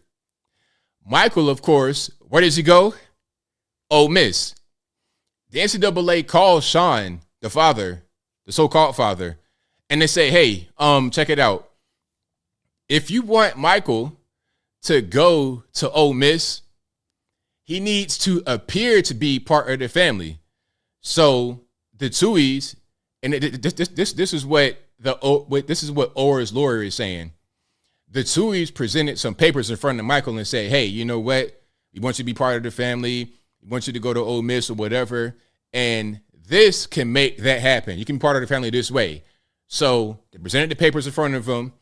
And Michael's lawyers say that he thought that he was signing adoption papers. Now, he was age 18. Okay, keep that in mind. He was age 18, but he thought he was being adopted. Now he says he just recently found out at age 37 that he was never adopted. They put him on a conservatorship. Okay? The whole Britney Spears situation. At 37 years old, and he's still right now today on the conservatorship. Now here's the question. If the whole point of the conservatorship was for him to go to Ole Miss as an 18-year-old rather than getting adopted because he was an adult, then why is he still on the conservatorship at age 37? Why? That's a question. That is not a rumor. That's a real thing. The Tuohy said, well, look, if he wanted to get off, he would have done it. It's been no problem. Why is he still on it? Why does he have to request and get lawyers involved to get off the conservatorship? Now, on a conservatorship, you're able to make decisions for someone. Legal decisions, financial decisions. What Michael Oher is saying is that the Tuohys kind of robbed him on the movie deal. Remember the movie, The Blind Side? The Blind Side was about his life. Let me see if I can find a picture from The Blind Side. And if you like what you're hearing so far, please give the video a thumbs up. Like the video, share the video, do all of that good stuff. Now, The Blind Side was about his life. It starred Sandra Bullock, and she won an Academy Award, okay? This is a big thing. The film made $300 million. Academy Award winning. There was a book also about this movie before the movie came out or after. I'm not really sure. There was a book. There was a movie. Academy Awards. Millions of dollars. That's what it is. So that's Sandra Bullock right there. She played the mother. And, of course, big man right here played Michael Oher. Now, here's where things get crazy. Michael Oher's lawyer says that the Tuohys got a deal that Michael was not privy to. And the Tuohy signed off on the rights to his story with no compensation and without consulting him. All right. So his life story, all the rights have been signed away to the actual, the what's that? The production house that made the movie. Now, the Tuohy say that they didn't make any money from the movie. They said they made money from the book. And everybody, meaning the father, the mother, the two biological siblings, and Michael, got $14,000 each. But Michael's lawyers are saying, no. What happened was the mother, father, and the two biological kids, and not Michael, each got a deal worth $225,000 and 2.5% royalties from The Blind Side. But Michael did not get the money. The Tuohys said that Michael is trying to shake him down for $15 million. So now we got a conflict. Who's right, who's wrong? I don't really know, but something's going on. And the reason why I know something's going on is because why is a 37-year-old in a conservatorship? And I looked it up because the excuse was, well, we got to put him on a conservatorship because you can't adopt an adult. That's not true. Now, maybe the laws have changed in Mississippi or Tennessee since 2006-07 when he got adopted. But right now, today, you can adopt an adult in Tennessee and Mississippi. Okay? And I say both states because the court action was filed in Tennessee, Memphis, Shelby County. And if you know about Memphis, it's like right on Mississippi border. So you can adopt an adult in both states. They say it's easier to adopt an adult as long as both sides are on the same page. The adult is of sound mind. It's no problem. You sign documents and it's no big deal. The same way you signed a conservatorship, the same way you signed that, you could have signed the adoption at age 18. The only reason why somebody would be on a conservatorship is if you're making decisions for them on a consistent and daily basis or consistently. Like, I don't know, a movie deal that they're not privy to. Like, I don't know, a book deal or something else you're not privy to. Something like that. So any kind of deals that go on behind the scenes, they can just handle with the conservatorship, which is why they didn't take them off it. Perhaps. That's the only reason why. There's no other reason to do it. That's what I'm saying. Now, the question is, who's right in a situation, who's wrong? Some want to say he's ungrateful, all this and that and the third, and he shouldn't worry about money because they looked out for him. They sent him to private school, all this and that. You know, that's the same argument that some parents use against the biological kids. Oh, you know, I got you into school and I took you to football practice and you owe me. You don't owe your parents anything. You don't owe your parents anything, actually. Now, it'd be nice if you looked out for your parents and hooked them up with some money. If you became successful or whatever, look out for your parents. But you don't owe them anything, actually, because they're your parents. Now, some are going to say, well, they adopted them. Well, look, are you my son? Like, am I your son? Do you love me? Are you my dad and my mom or not? Because if you're not, then let's call it what it is. Is it a business deal or are you my parents? Huh? If it's a business deal, then let's let it be that. Don't put me on the conservatorship and steal my money. If it's a business deal, let it be above board. If it's not, then it's not. Regardless of what, let's have everything be above board. That's all I'm saying. Again, it needs to go to court to figure it all out. And here's something else. Some said he's just now saying something about the movie. That's not true. What's happening right now is the whole conservatorship piece. But he had been saying that the movie was inaccurate because they were trying to say that he was low IQ. He couldn't really make decisions for him. He said a lot of that was inaccurate years ago. I've been heard about that. What's new is him being on the conservatorship. He didn't know that. He thought he was adopted. If people that you love and they took you in and you sleep on the couch and you hanging out with them, eating dinner every night, and then they say, hey, you know what, Michael? You should be part of the family, you know, and here's how we can make it happen. You sign this and you're part of the family. You think you're being adopted, but no, it's some other stuff going on, and you don't know any better until later on because you trusted them, you see? So that's my only thing that I'm concerned about. I hope that it's just lawyers getting in the way and it's not what it seems. But I'm going to tell you this right here. I'm going to tell you this. I spoke to a friend of mine. I won't say your name, so shout out to you if you're watching. A friend of mine told me that this kind of thing does happen. It's not uncommon. What'll happen is even like athletes from overseas, different countries, they'll come to America, they'll get sponsored by a family, adopted, or something like that. And they'll say it's about just trying to help out and trying to look out and whatnot. But really, the family wants that particular person to go pro and to make some money. They want it to be an investment. And the person told me that one athlete went through the whole process of getting some kind of adoption or staying with their family. And when it didn't go pro, they got disowned. So it does happen. I hope it's not the case, but it's not unheard of. It's not unheard of. Even with actual biological family members, these weird things happen. Let me show you a clip from 30 for 30 Broke. I found the clip I was trying to play last time, and someone would say it's a race thing. That's a really small way of looking at it. That's so small. That's normie, pea brain. That's low IQ stuff, because it's not even about that. It's about money. Money has no color. Money ain't black, white, or nothing. Money is money, regardless of what. People do bad things for money. It don't matter who you are. Nah. Let me show you what I'm talking about right quick. Then we keep on rocking. Okay. Bernie Kosar, quarterback for the Browns. Let me see if I can find it right quick. Y'all give me 1 second. And if you like what you're hearing so far, please give the video a thumbs up. Not sexy. For the this tomato dollars, where we at? I'm going to take care of every to come in at the until there's nothing left. I got to find that clip because I know it's right here somewhere. But in the clip, he was talking about his parents and what they did. You know, guys open up restaurants, and then that's one of the most volatile type of.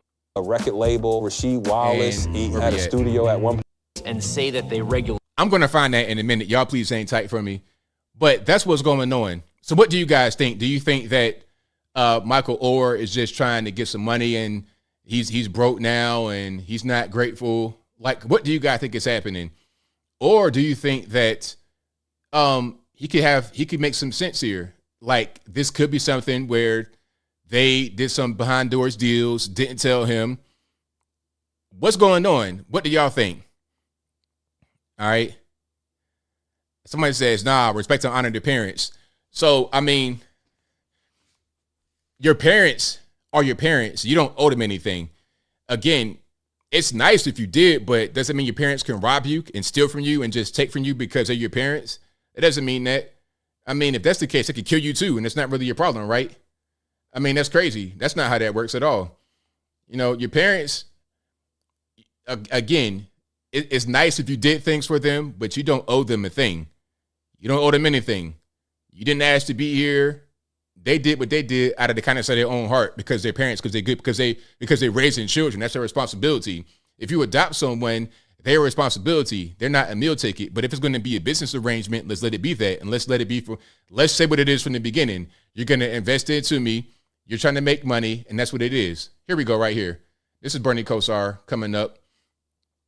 Let's have it be above board. All right.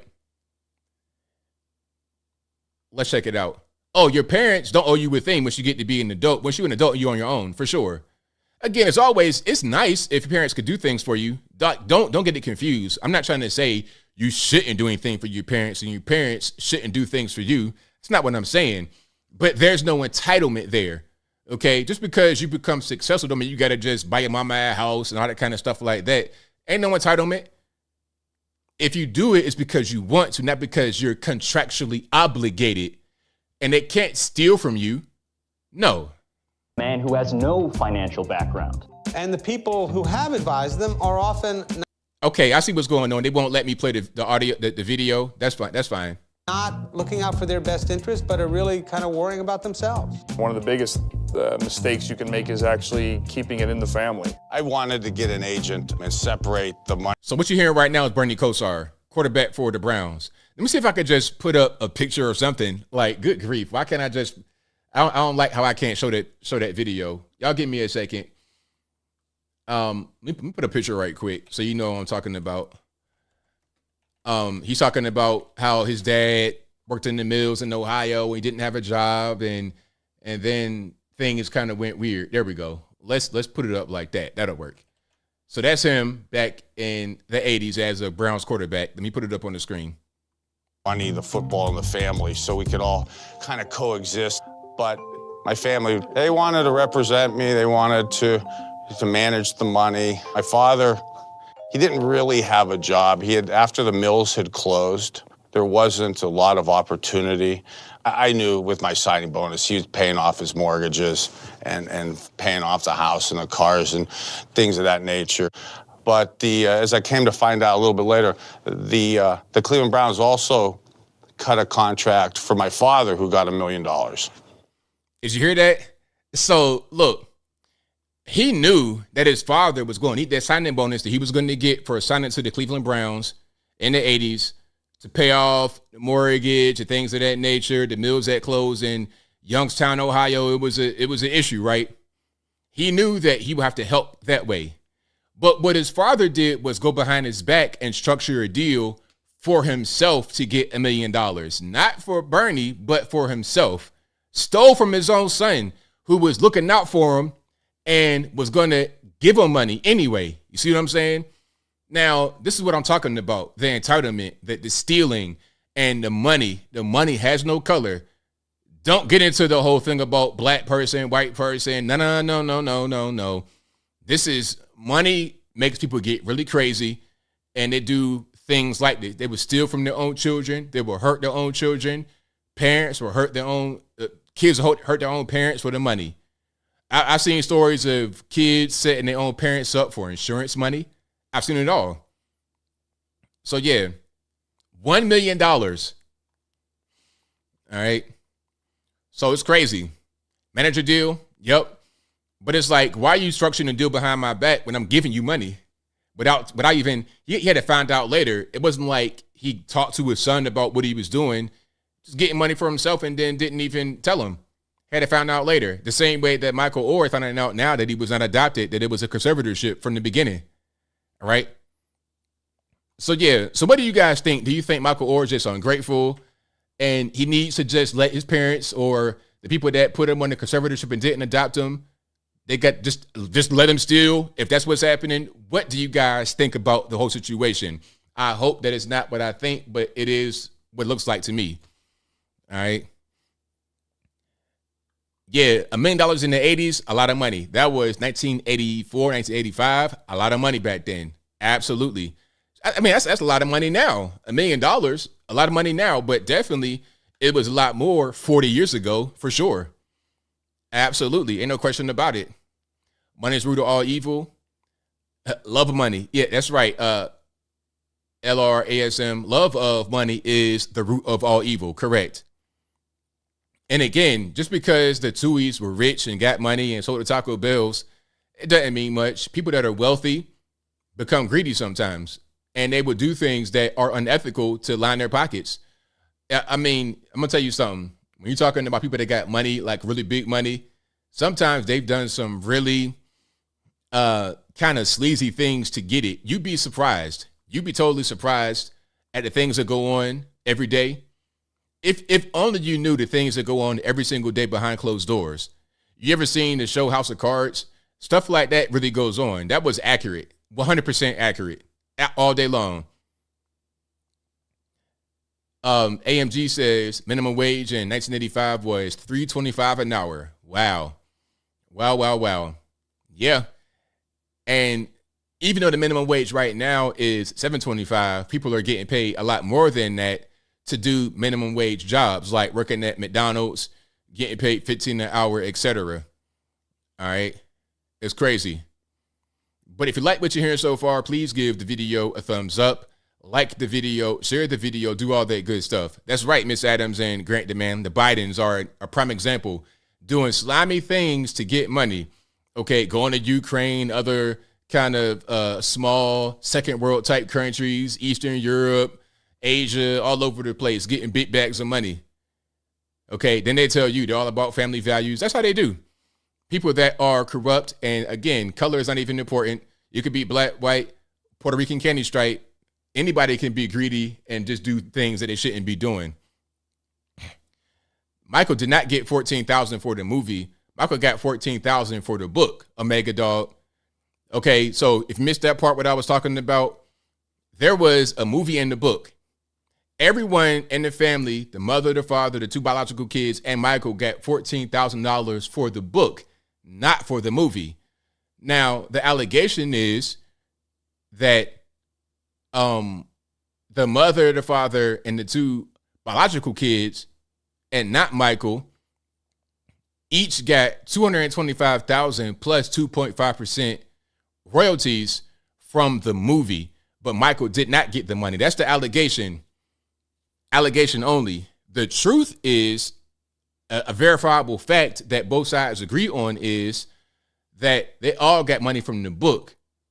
The movie money is the discussion. All right. Just so we on the same page. But let's keep on rocking here. We got a little bit more going on here. Let's just keep on rocking and rolling. Oh, I almost forgot one of the main things. Trump got indicted, of course. Now, we all knew.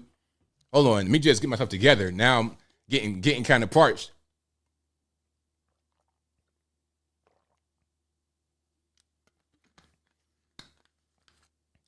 We all knew that Trump would get indicted in Georgia. We all saw that coming.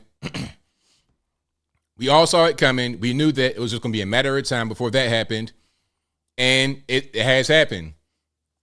Trump got indicted by the DA out there in Fulton County, Fani Willis. Now, we all know about Fani Willis. She's out there in Atlanta partying, messing with young boys, Donovan Nut Thomas, allegedly. We all know about that kind of stuff.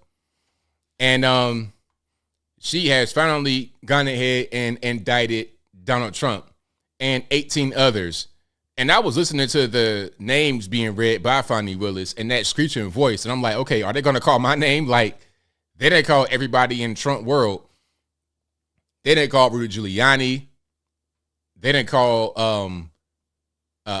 Jenna Ellis, Mark Meadows. They didn't call everybody to get indicted. Now, here's my question.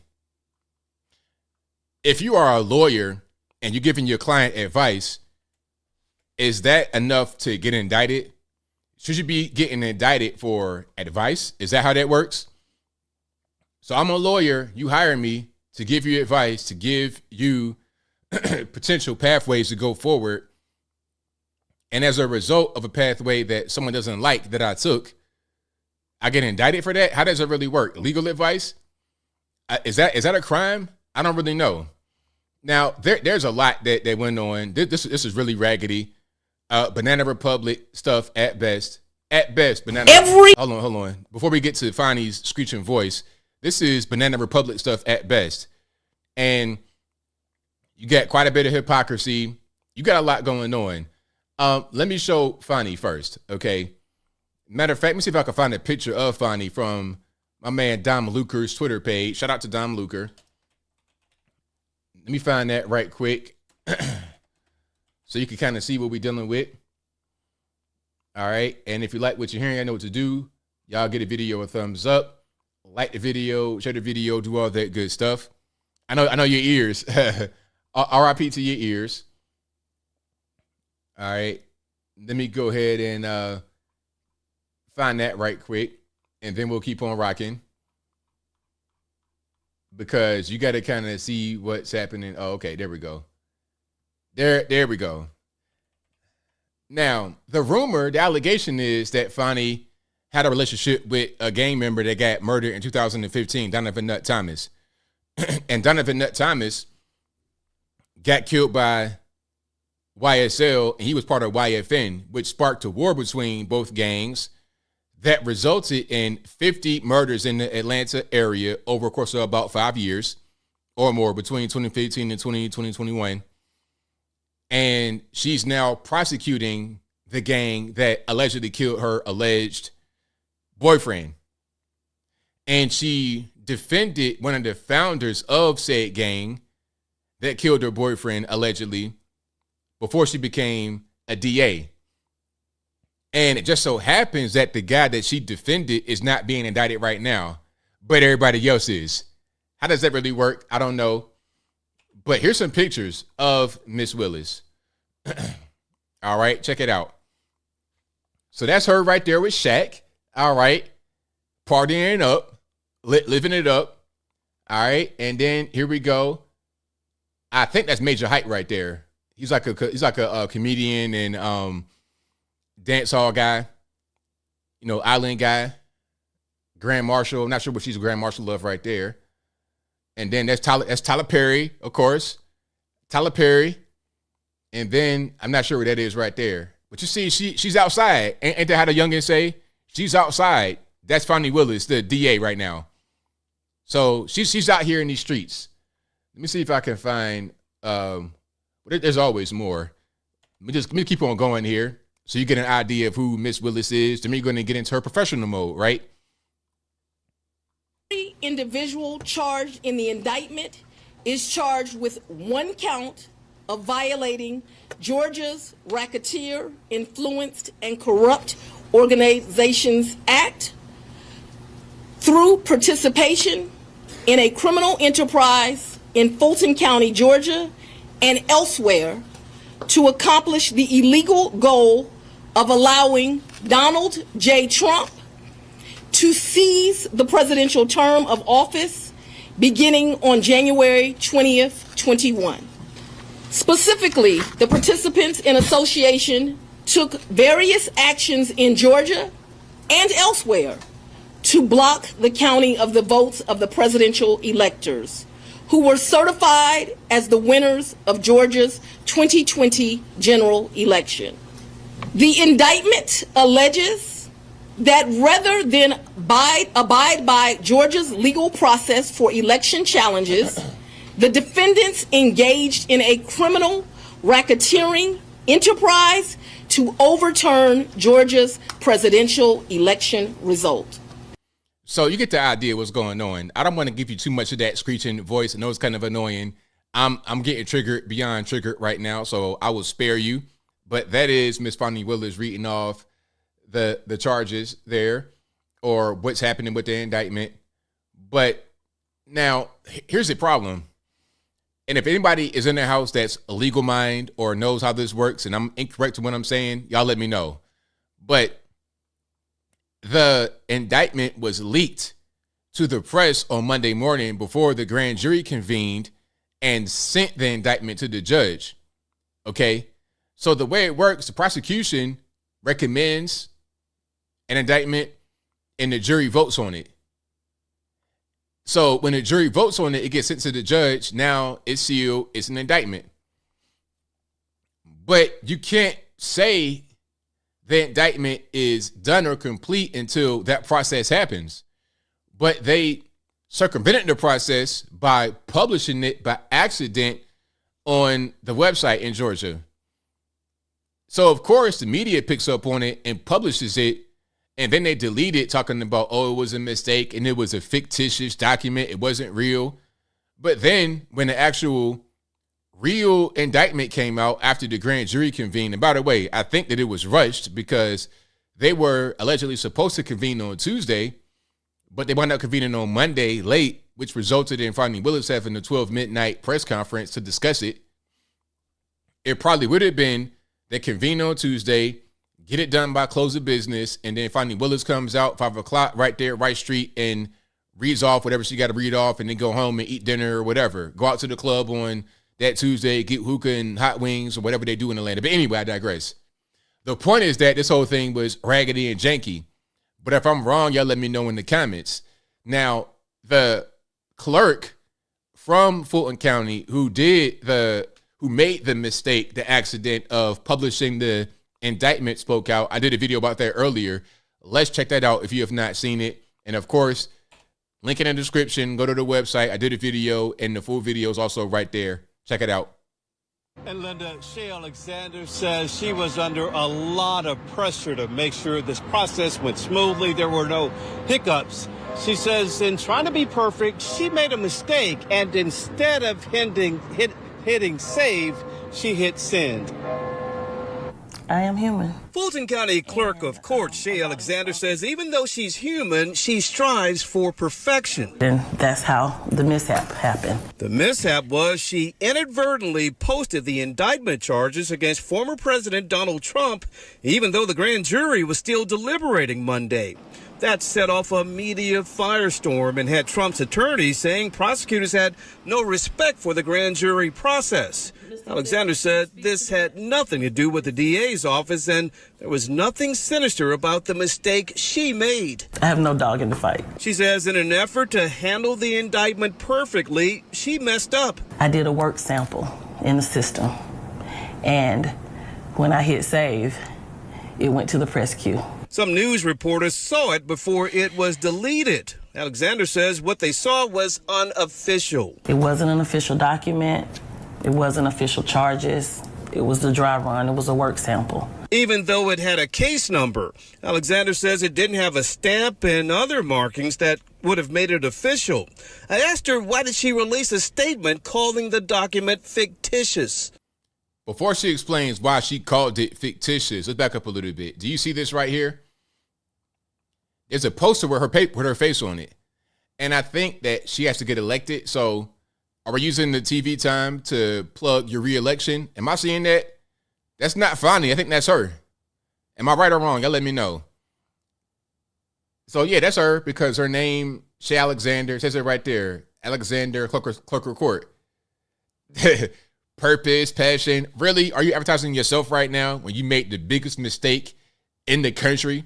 So-called alleged mistake in the country? Why did she release a statement calling the document fictitious? That was the best word I could come up with. It was fictitious. It wasn't real. It didn't have a stamp on it. Why didn't you just say it? That was the best word I could come up with. The best word I could come up with, ma'am. Ma'am, is that what we... It was fictitious. It wasn't real. It didn't have a stamp on it. Why didn't you just say it was an error? She says fictitious was what her team came up with. We've been getting some calls. Her office has received calls and emails with threats. People saying, I'm coming to get you. Those threats have been forwarded to the sheriff's office. Alexander says she was under a lot of pressure to get this right. Now she says she just wants to explain what happened and get back to work. I tell my staff we just want to be transparent, right? And so I don't have anything to hide. And Alexander says her mistake had no impact on the grand jury's decision. I asked her, how did she get her hands on those charges? She says she has access to that information as clerk of court. She says her office is taking those threats very seriously. We're live in downtown. So there you have it. All right. There you have it. That happened. I mean, what do y'all think? You think it was an honest mistake? Do you think that this person did that to circumvent the whole situation? Because again, the indictment got leaked before the grand jury was able to convene and do anything. It just, it was just out there. What do y'all think? Y'all think it was a mistake or what? Like, what's going on? This whole thing to me is just totally crazy. Totally crazy, but hey. Dog and Pony Show, the whole thing is Dog and Pony Show. Everything. All the indictments, all the non-indictments of Hunter Biden. And then with Hunter Biden, they got the special counsel, David Weiss. And David Weiss is from Delaware, where Joe Biden, Hunter's father, was a senator for 1,000,001 years, where Hunter is from. And he's a government employee. And they say, according to the law, you cannot appoint government employees as special counsel, but for some reason they were able to do it. So it's illegal, improper. It's obviously BS, obvious BS. But hey, what are we gonna do? But if you like what you're hearing so far, please give the video a thumbs up. Oh, before you throw the video up, I got another video to show you right quick. This is Rachel Maddow and Hillary. Remember Hillary? Hillary was looking a complete mess in the 2016 election campaign cycle, having to get weekend that burning through the campaign, couldn't go 2 feet from the curb to the Sprinter van. It was a mess. Now, listen to what she says right here about the indictment. that the system of democracy at its heart is the idea that the people get to decide how we are governed. And if we no longer believe that our will is effectuated through the system, if bad actors tell us falsely that every election is stolen and that the only way an election is trustworthy is if they come out on top of it, then something, it tells you something not just about that person or that moment. It maybe wounds us as a democracy and in a way that is hard to repair. What do you think about how we get better after the wounds that have been inflicted on us through this process? Well, I think, the truth matters. I think having these cases be brought in such professional manners, we'll see how they unfold. Obviously, the trials, if there are trials, are going to be critically important.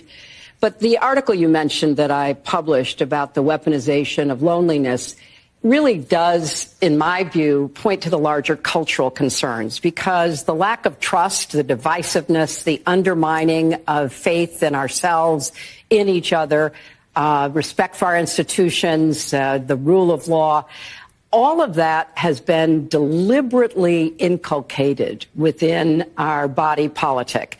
There were trends before. I mean, we have seen how people have become more isolated, less community-oriented, less civically minded. Then we see how social media and technology has certainly accelerated a lot of those trends.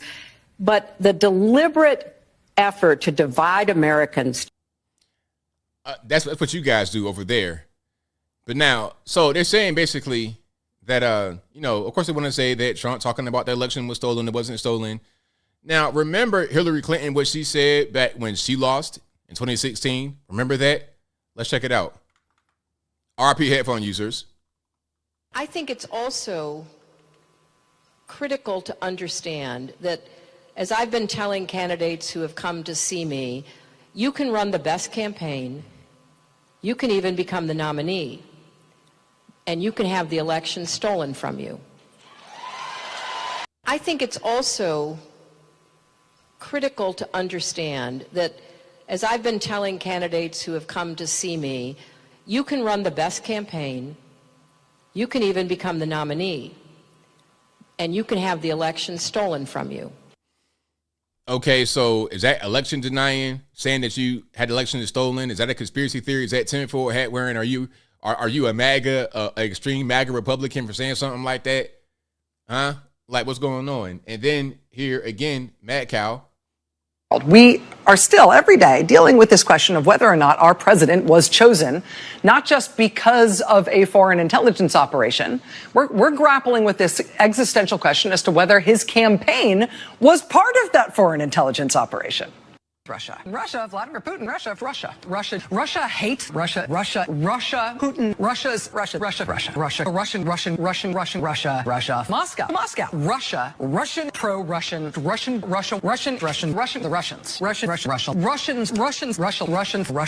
Russian. You get the idea. Russia. They impeached President Trump over the Russia thing, which was an attempt to overthrow the election, because they said it was rigged by Russia. But when Trump asked some questions that his lawyer said that he could do, now he's the guy that needs to get locked up. I don't understand. It's so dumb. And this is the reason why people are starting to be like, you know what? I don't even like what they're doing to Trump. I'm going to go ahead and vote for my man in 2024 because this is just all a game. It's ridiculous. It's nonsense. I'm going to vote for Trump. So, yeah, shout out to Trump for standing up, standing his ground, and shout out to the lamestream old school media for showing how truly biased they are. But if you like what you are hearing so far, please give the video a thumbs up, like the video, share the video, do all that good stuff. That'll help me out tremendously. I got super chats on deck. Then I'm going to get to the calls. The number to call is 434-658-1220. Again, 434-658. There it is, 434-658-1220. Thank you to Michael Crislow, who says, have you noticed the new meme of inserting the smoke alarm chirping videos of black people? Mark Dice's latest video features just running a joke with Fonnie Willis, sad and hilarious at the same time.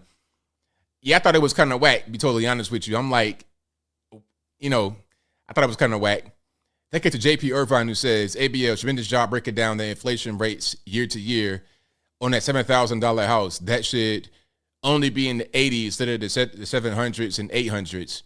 We're in big trouble, aren't we? Yeah, man, it's a lot going on, man. We're definitely have some issues. We're definitely in trouble right now. Thank you to Anzac, who says, entertaining as always, ABL. Thank you for that. I appreciate it. Thank you to Triad716, who says, evening, my brother. Did you happen to see the interview between Tucker and RFK Jr.? That was interesting. I don't think I did see that. Is that new? Let me check it out right quick. Let me just bookmark it so I can possibly comment on it. And let's see, Tucker Carlson and let me see, RFK. Okay, this came out on the 4th. I already favorited it, but I didn't watch it. I gotta check it out. But I did see it come across my timeline because I already got it favorited. Thank you to Monique Price, who says, I can't wait for the Trump mugshot merch. Oh, I can't wait for the mugshots. I cannot wait for the mugshot to come out. Oh, and for you guys that don't understand what I'm talking about or don't know, they announced in Atlanta, well, I'm not sure who announced it. I don't know if it was the police chief or just a random person, but the person said that they're not going to give Trump or anybody else any kind of special treatment. The deadline for them to turn themselves in, meaning Trump and everybody else that was indicted, is next Friday. And they said that it's going to be the regular routine. Everyone will get a mugshot and it's going to be released. So I can't wait. I cannot wait. I'm going to do some mugshot merch myself. Oh, yeah. It's going to be, all they doing is just releasing campaign merchandise. You know, so he will smile on the mugshot. Absolutely. It's going to be it's going to be a campaign picture all day long. I can't wait. All it's going to do is just help him in the general. It's going to be a long road though, because he's been he is so polarizing to the general public, but at the same time, there's so much support because they like Trump. People like Trump anyway, and also because people are starting to be on his side that may not have been, because they understand that he's being unfairly persecuted by the legal system and by the mainstream media. They understand that. They understand. They get it. Thank you to F Ranger Xbox, who says Hillary sold uranium to Russia. I remember that. Absolutely. But you guys know what time it is. The number to call is 434-658-1220. Again, 434-658-1220. You can also get in through the email in the description box. You could be right here in the bottom left-hand corner of the screen. Do not be afraid to call. It is all good. It's just me and you talking. Let's go ahead and get rocking and rolling. Let's go ahead and start up Skype. If it doesn't work right, don't blame me. Blame the white man. You know it's not my fault. Let's go ahead and get rocking. Again, 434-658-1220. Let's go ahead and do it. 860, you're on the line. Who am I speaking to? Hey, ABL, it's F Ranger Xbox, brother. How you doing? It's all good, man. What's happening? Oh, I think the only thing that's going to straighten this country out is military tribunals for treason and murder. Because, you and I think a lot alike. And I lived in Hawaii for 3 years as a child. And that, Maui, that's always been, they're real strong on natives only owning certain sections of the islands there, because there's multiple islands, not just one island. And, of course, my dad was in the Navy, so we were on Oahu with, right there off Pearl Harbor, the naval base. But the thing to watch now is, with all the stuff the Democrats always say, the indigenous people, how the white man screwed them and how the white man stole the land. Are they going to let the native Hawaiians keep their land, or are they going to screw them out of it? That's the real issue to watch, because I'm spot on with you. The high winds and climate and the way they diverted the water. And they didn't even sound the emergency alarm. So a lot of kids were at home and never got a warning to get out of their houses because the emergency alarms were not sounded. It's very tragic. And my heart goes out to them. But oh yeah, one thing I want to say in closing, I would have thrown down with the black man on the dock with those idiots in the pontoon boat, because I personally can load and unload my 16.5-foot bow rider boat set up for fishing by myself, 5 minutes or less. And I know when I leave my house, I put my coolers and the fishing poles in the boat because I know that I'm going to need them in the boat. I don't wait till I'm at the boat ramp in the water with 20 people waiting in the Florida sun to put my rods and my cooler and everything from the truck into the boat. It's like, why didn't you just put it in the boat at the house? You knew you were going to get in the boat on the water. Anyhow, that's all I got to ABL. I got rid of my boat. I have a kayak now. I just throw it on my shoulder, throw it in the water, and go. I ain't going to worry about them idiots. God bless you, brother. God bless America. Great show. Love you. Bye. Thank you for the call. Appreciate it. All right. Shout out to my man for the call. Always a good win. 423 on the line. Am I speaking to? Hey, ABL? Yes. Hey. Sorry. I didn't think there's a delay. Yes, there is. So do not. Avoid the screen. Talk to me on the phone. Yep, I got it turned off. Hey, I've been listening to you for several years. I love your content. Big fan. Going way back, man. Like early COVID time, I found you, and that was excellent material that you were presenting. It was a breath of fresh air. Thank you, man. I appreciate it. Recently, though. Yeah, absolutely. Hey, something recently came up, though, that you brought up that it just kind of lifted my eyebrow, got me thinking. So about, illegal immigrants at the border. This is several weeks ago, but I'd been thinking about it, right? And he said, hey, if they're coming over and they're sanctuary people, right? They're trying to escape persecution, right? My only thought that came about that was, well, what if they did actually have money and get to the southern border, because that's the open part to get in here. Oh yeah, that's what trying to. Sorry, go ahead. No, go ahead. You were saying if they had money getting to southern border. Yeah, because you were like, hey man, what are the odds that these people, they all got that they're paying for plane tickets, they're traveling across the world to get out here, et cetera, et cetera. And I'm with you for the most part. But I imagine, like, because I'm a father and what have you, and I imagine I would give away every single penny I could ever have to protect my family, and if I were seeking sanctuary, I would do that. And that was just the thought I thought I'd throw out there is I would do that, and I imagine for the vast majority, like 99.9% of them, absolutely that's not the case. And I don't know how we could possibly identify those people coming in because there's such a high volume, but just something that I thought I'd point out to think about. I don't know if you're in agreement with that or if that's, way out of left field for you. Well, I mean, people that are coming here through the southern border, a lot of them have money because you have to pay these coyotes a lot of money. When I say a lot of money, I mean like $5,000 each time they cross. Like, these are not necessarily just poor, destitute, and they come from all over the world. So it's like, okay, if you came from China, how'd you get to Guadalajara? How'd you get right there? You can't just walk across from Beijing. Right. You have to get on the airplane and fly multiple countries, pay a lot of money. Like, it's a whole organized thing they got going on. So yeah, they got plenty of money, and a lot of them come with nefarious purposes to do other things rather than just getting money. It's not just economic migrants. They come over here to commit crime. They're pushing drugs, guns, human trafficking, all of that, everything. The money's here. Yeah, absolutely. Yep, for sure.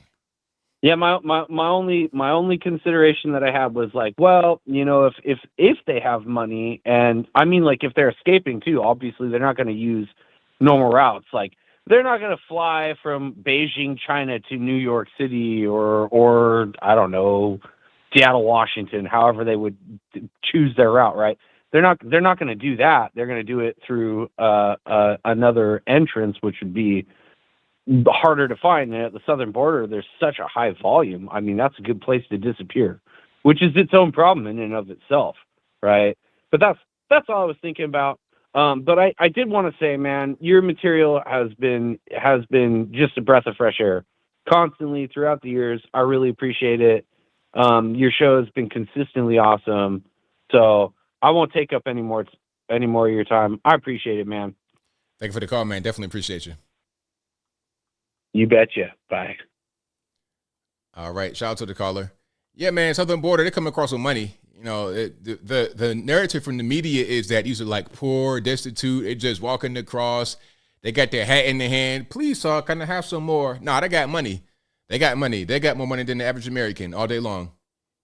I appreciate it. 859, you're on the line. Who am I speaking to? Yo, ABL, how's it going, my friend? How's it going? It's all good, man. What's happening? Oh, fantastic. Your libertarian Luciferian friend here. And I'm just, it seems kind of crazy. I can't wait for the merch coming out of my man, our man, Donald Trump, mugshot. I'm going to get a t-shirt, man. Right on. I'm going to be rocking it, man. I mean, like, free my homie. I don't necessarily, I will say that there's some things about Trump I do like and dislike about him, but hey, he's a character, man. Oh, all day long. Absolutely. So, and also the thing is, I mean, the economy was a whole lot more better under Donald Trump, man. I had myself a better apartment. I was married. I had 2 cars, working one job, pretty chill. Now I'm working two jobs in a pretty bad neighborhood, and I'm divorced. Yeah, life is definitely different. Yeah. Yeah, life is going to be a whole lot more harder because the economy is not picking up, and we're stuck in the situation. Some of these people want to push more government to waste our time and waste forever. I don't know if that's by design or just because of idiocracy, my friend. But sorry, I'm like. But what I was saying is that life was a lot more better. Life was a lot less hectic. And, I can pick up some jobs and hobbies and stuff like that back in the day. Now it's like, man, my friend had to move in. My friend who got kicked out of his apartment, he had to move into my place. And it's a bit of a struggle, man. And inflation's going up. Ever since that Biden became in office, working harder doesn't cut it. We definitely need this guy back in office. Absolutely. That's blue collar as I am, man. That's blue collar as I am, man. Whoever's listening, you may disagree with him on some things. Heck, there's sometimes I was mad at him because he backstabbed Julian Assange. But you know what? What means more? What means more? Your stability and money. You got to think about that. Vote for what benefits all of us, not just some ideology woke stuff. He may seem mean, but we gotta do what we gotta do, my friend. Right on, man. Much love, man. Hey, enjoy the show, man. Talk to you later, bro. Thanks for the call. Appreciate it. Much love, bro. All righty. Shout out to my man for the call. Thank you guys for being here. If you guys like what you're hearing so far, please give the video a thumbs up, like the video, share the video, do all that good stuff. That'll help me out tremendously. Could not do the show without you. Let's keep on rocking and rolling. All right. Let me go to. All right. Give me a second. 912, you don't line. I'm speaking to. What's going on, ABL? It's your favorite YouTube partner, Joel Davis Media Network. How you doing today, man? Everything's good, man. What's going on? Nothing, man. First of all, man, another amazing show as always. I'm glad that you talked about the Michael Oher situation because that needed to be addressed. I was at first, I'm not even going to lie, I was thinking that Michael Oher was playing the victim. But after I did some research and shout out to Pat McAfee show. I like his show. I think his name is Pat McAfee. He brought out some strong information that I could actually verify that happened that made me see that he got hoodwinked. Allegedly, he got hoodwinked. Come to find out that the guy the whole story came to play because of Sean Tuohy Sr. His best friend was the one writing and working on the book about the situation with the Tuohys and Michael Oher. And he started shopping it around just for a book deal. Well, the book deal turned into, hey man, this book is so good, we want to take it to Hollywood and get a movie for y'all. And that's how the whole negotiations came with 2.65%. Now, they told Michael Oher the whole time that they didn't make that much money off the thing, right? See, there was a bunch of, all right, so SJ Jr. first said, oh yeah, over the last 8 years, we only made like 75,000. Okay, a piece. Then when the financial records start hitting and being investigated, it started showing about 700,000 is what was in all total was getting paid to the family.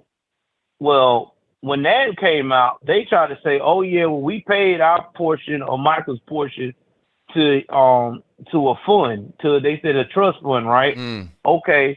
Well, no one never saw the trust fund until recently, whenever they came with this whole shakedown to where Michael said, hey, if y'all guys don't give me the money, I'm going to go ahead on here and tell everybody what's going on. If you don't give me this $15 million, I'm tell everybody what y'all been doing and how y'all played me. And that's when they swear out that they gave him an what they call that, an unspecific amount to where it was supposed to be in a trust fund for his son. But here's the thing, ABL, you and I both know that you don't have to have paperwork to be family, right? Right. I mean, I look at you as my family. I mean, I know me and you don't talk, but until you get online or whatever, and we have our conversations on here, but I look at you as family, right? So I don't need no paperwork. I don't need nothing like that. So if they considered him as family, and hear me out on this, ABL, why didn't they just shot this young man down and was transparent from the start? Listen, this is a conservatorship because you're 17, it's 2004. Anytime you get 18 and up, or even when you get into the league, you can stop this conservatorship. We ain't going to contest it. By the way, we're doing this because there's about to be a thing about your life, going to be a Hollywood thing about your life. Hey, if you want creative control, we can put you involved. I mean, why didn't they just do that if they was trying to be genuine and said they love this guy so much? I agree with you 100%. It's like, look, just be all the way transparent. Why must I find out stuff? I mean, I got to go through court action. And the craziest part is when I read from the father, Sean Tuohy, he was like, well, if you wanted off of the conservatorship, we would have done it. Well, okay, take him off right now. Why are you saying we would have all this other kind of stuff? Like that right there is the biggest red flag to me. That should have been disclosed from the beginning, and there's no need for him to be on it at age 37 unless you're doing some shady behind-the-scenes stuff still right now to this day that you should not be doing. Exactly, and I definitely agree. Another thing, too, I want to agree with you about this lady that leaked these falsified documents on Trump. I'm with you 110%. This was a political move. This was not to be genuinely, I made a mistake. This was to get her face out there so she could get reelected again. You know, and I think that's pretty sad that everybody's trying to build a career off of the blood, sweat, and tears and false allegations of Donald J. Trump. And you know what? There's one thing I do know, and I'm a very spiritual person. God is not dead, and he's still not taking a nap. And whatever you do to somebody, karma will come back to you. And all these people involved trying to destroy Donald J. Trump unnecessarily, they're going to get it, ABL. You're going to see them start dropping like flies, man, because this is just ridiculous. Oh, yeah, absolutely. Ain't no question about it. Because you are a clerk of court. You know what you're supposed to write. You know when you're supposed to release stuff and when not to. You know the protocol. Don't be trying to play with us. We is not that gullible, you know, and it's sad. It really is. Absolutely. It's sad that we got people in the position of power, especially supposed people of color, that wants to act like all of a sudden all of a sudden they forgot what the rules are. You know when the rules are whenever, Al Sharptongue comes to town, or lying behind Jesse Jackson, let's follow the fake rainbow. I mean, I'm just saying, man. No, you're right. I mean, this right here this is disgusting. It really is. I can't stand on that, man. I mean, I'm with you 110%. She's trying to play games. Absolutely. She's trying to play games. And God, what else did you say tonight? Hold on, you had something else. The Target, yeah. Now, Target sales decline. And then I'm gonna say this is my final thing. We knew this was gonna happen, man. I mean, what did they thought was gonna happen? I mean, every time they go out here and they say, "Oh yeah, I'm with the Alphabet Soup Club," right? And then when the Alphabet Soup Club, they get heat from it from us Americans that believe in the American flag, that believe in the actual realness of America, all of a sudden they want to backtrack, right? So now you got the Alphabet Soup saying, okay, we can't support you with your Target sales because you're a liar. But then when that happens, they also lose our support as normies / real Americans, because we feel like you can't be trustworthy. We can't trust your brand. We can't trust you. So how can I trust your brand if I can't trust you? And that's why the sales decline. Just like what's going on right now with Bud Light. I mean, it happens every time. Right on, man. Exactly. So to me personally, they need to quit playing games. They need to stand up for the all-American, old-fashioned, traditional values. Leave politics out of it.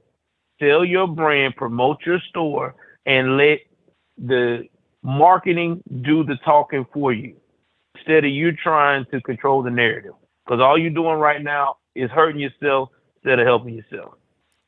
There it is, man. Well, thank you for the call as always, man. I definitely appreciate you. Thank you. Hey, no problem, man. And we'll be live tonight right after you at 11 o'clock, man. They can catch us right there. And I hope you get to 1 million, man.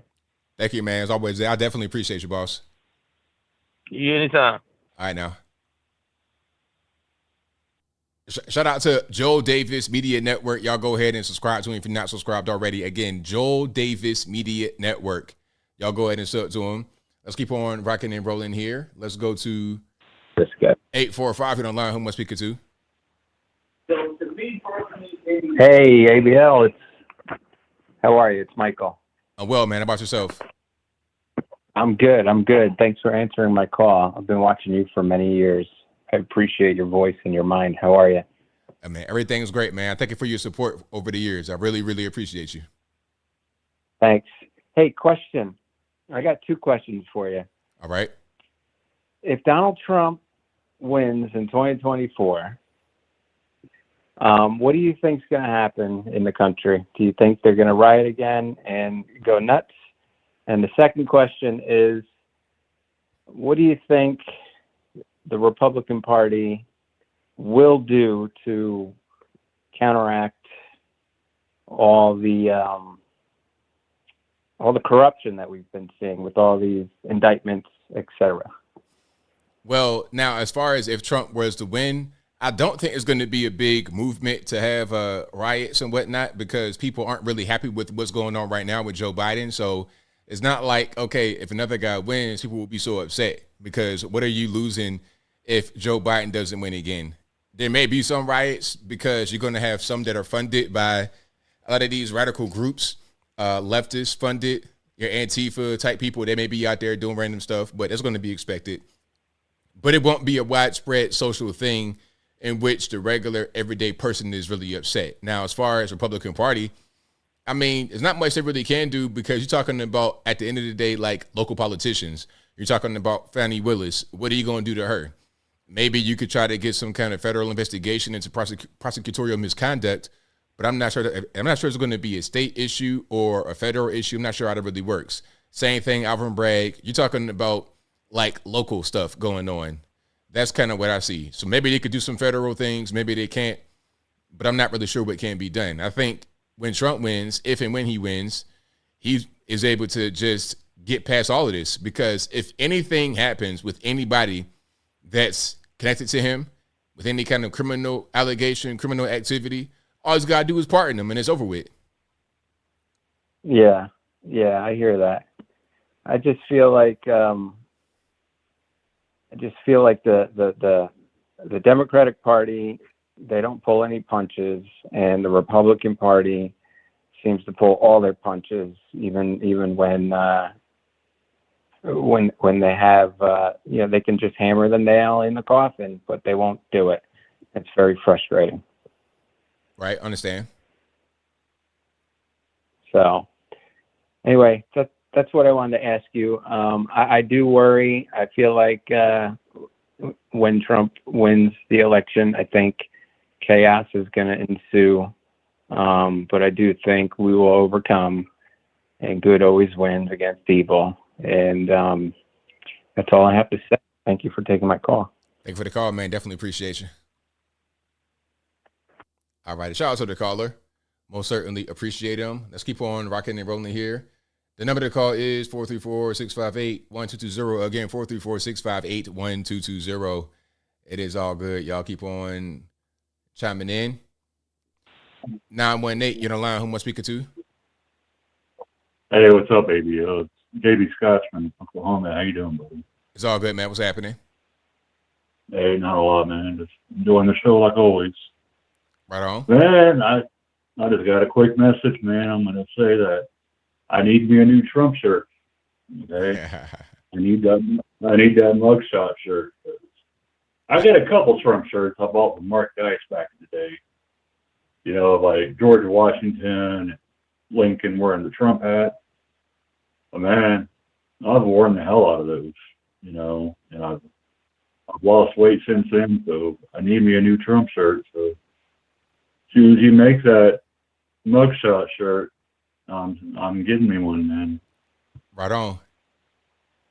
And I suggest everyone else too, and wear it proudly in public, and you'll get a lot more support than you think. Because when I wore mine in public, even in like bigger towns, the people that did support them would come up to me and kind of like whisper to me, be like, "I like your shirt," and I would say, "Hey, you don't have to whisper it. Come on, you know, MAGA, you know."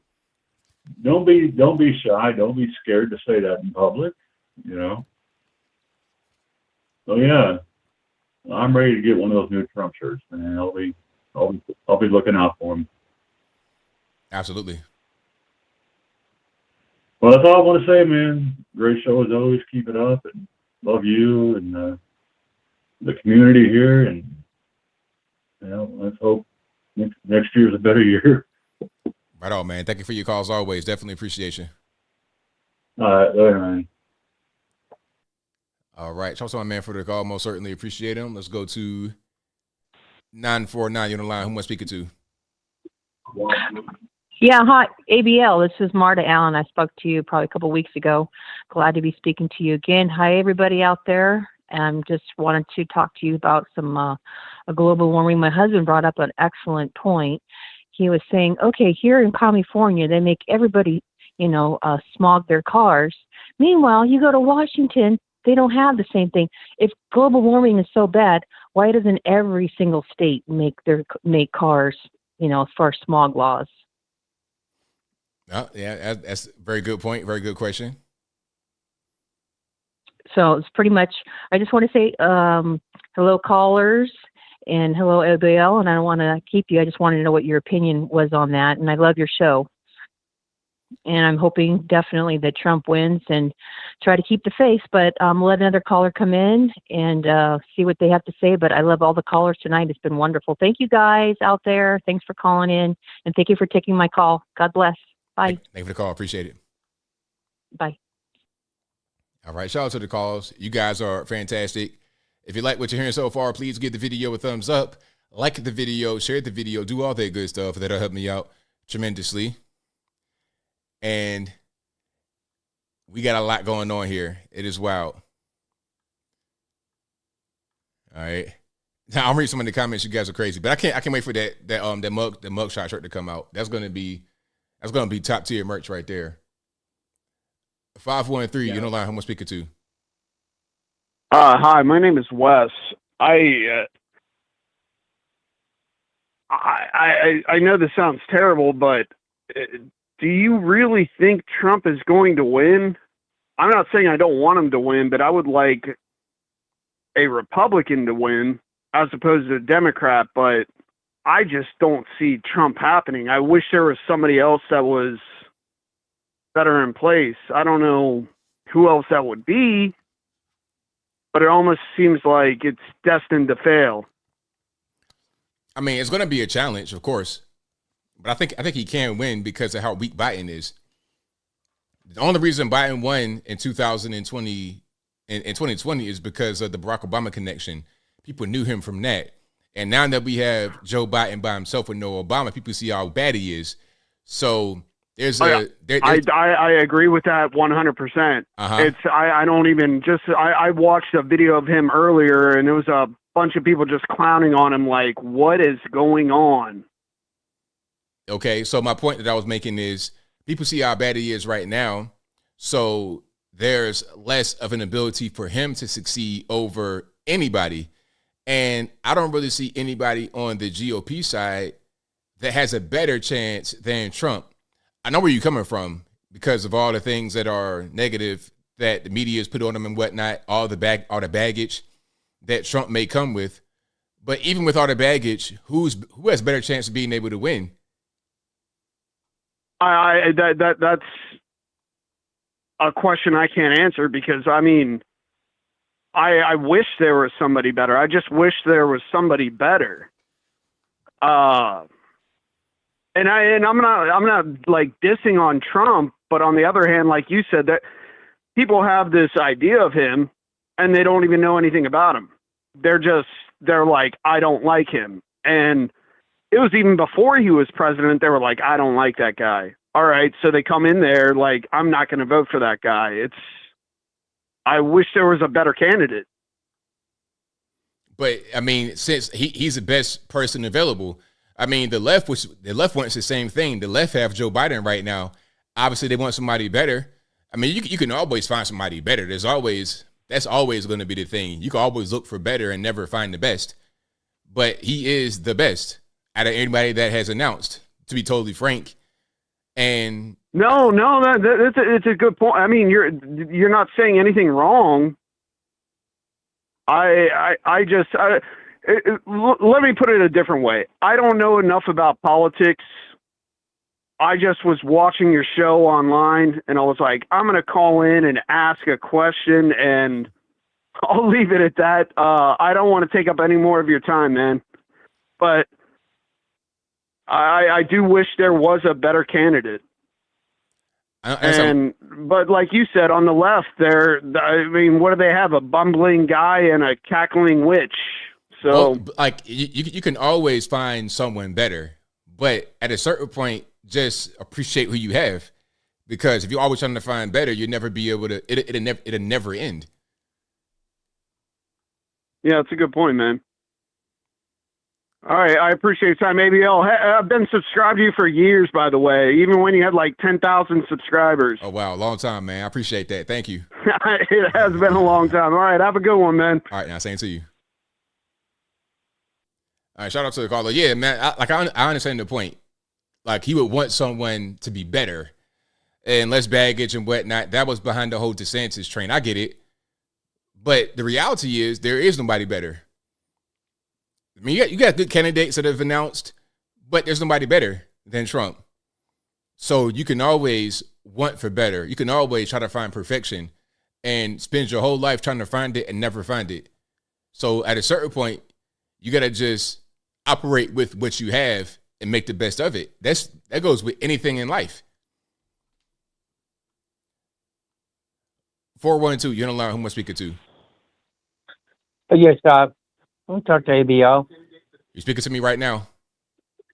Hey, ABL, how you doing? Everything's right. About yourself? Good. Hey, I'm calling about the last caller. I somewhat agree with that because I think that Trump is going to be so entangled with the courts and everything, and he's not going to be able to get out there and do what he needs to do as far as winning. Okay, so who's a better candidate?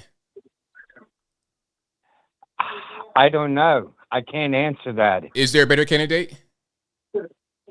I don't know. I mean, it's what I'm just really concerned about how things may turn out for him. I mean, there's always going to be concerns with anybody that you have, but I understand where you're coming from. You're saying that he's going to be wrapped up in the court action and he's imperfect. Of course, I understand where you're coming from, but at a certain point, I mean, there's not going to be a perfect candidate. There's not going to be the best candidate.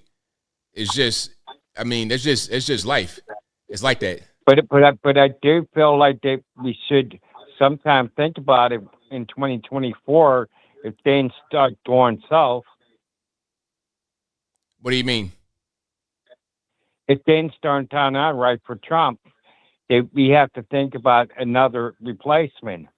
I don't understand what you're talking about. What do you mean? I'm talking plain. about if things don't go good for Trump as far as the courts. You're not being plain. What you mean is if he gets convicted, correct? That's what I'm saying. But look, but see, check it out though. I mean, if he gets convicted, he could still be the president and he could pardon himself and get out of it.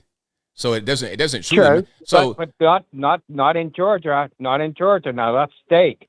That's a totally different thing. I've also read that he can also pardon state charges. I've read that. So I mean, like I heard differently. I mean, we've both heard. Goodness. We both heard different things. That at the end of the day, I don't think that it's going to go that way. But again, I don't. But I did hear differently. I understand that he can be accountable for that. Caller, listen to me now. I understand what you're saying. My point I'm making is I understand your point of view. I understand your concerns. But truthfully, there is somebody better. So, I mean, there's risks involved, of course. You could pick someone who may not have the baggage that Trump has and lose, or you could pick Trump and win and deal with the legal problems. So it's going to be pros and cons regardless, but I understand where you're talking about. I understand where you're coming from, but we just got to look at it and just not be afraid to take risks. Either way it goes, it's going to be your risk. Okay, just one more thing. I'm actually worried about how if we don't get it this time around, things could just be a disaster for whatever may happen in 2024 if we don't win this next race. I mean, I get that, but again, you could put Trump in there and then he could lose or get caught up in the state charges.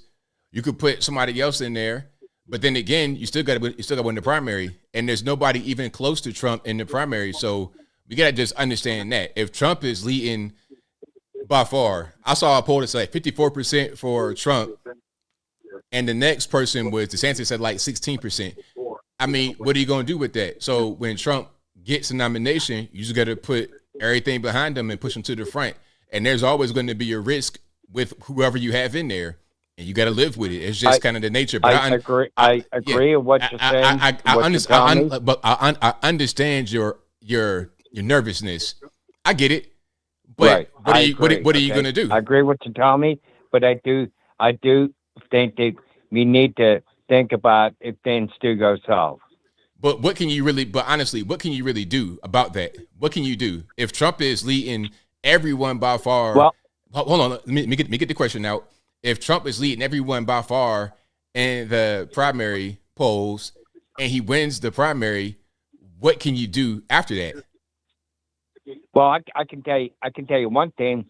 If things go bad for him, he can always give his votes to some other Republican. He can do that. Is that how it works? Like as far as what? Like as far as? Yep, he can do that. Yeah, he can do that. Yeah. So sure, he can say, well, you know what? I Donald Trump, so and so. You know, I'm not going to be running for president because of so and so and whatever. Hey, I hope you would support this other person, maybe. So if he wins a primary, can he give his primary votes to someone else? Well, yeah, if there's still people in the race, why not? Is that how that works? So it can get down. It always gets down to two. right before the end. Right before the end, it gets down to 2, okay? And then it goes down to 1. That's not how that will. Okay, so if the people vote in the primary Trump, and then Trump says, "Nah, you guys, I'm gonna give the votes you gave me to somebody else," that can't happen. I don't know about that. I kind of disagree with that because I mean, there's been some incidents where it happened in the past. I'm older than you, but I know there's been incidents in the past where that happened. Well, I mean, I thank you for your call. I got to get to a few more, but I understand your point of view, and I hope that we're able to just to have everything go smooth, and let's just get, back on track in 2024. But thank you for the call, man. I definitely appreciate you. Okay. Bye-bye. Bye. Yeah, I understand people are concerned and nervous and whatnot, but if Trump wins a primary, that's it. You just got to get behind him, and nothing you could do. There's nothing you could really do. I mean, we can shoulda, coulda, woulda everything to death, but there's nothing else you can really do. Now, people said that Trump cannot pardon state charges, but I read Mark Levin was saying that he could. I'm not quite sure how that works. I think the pardon is with federal charges. I don't really know. I don't know the ins and outs and ins. I'm not a lawyer, so I can't really give you all the details on that. So I'll keep on rocking and rolling.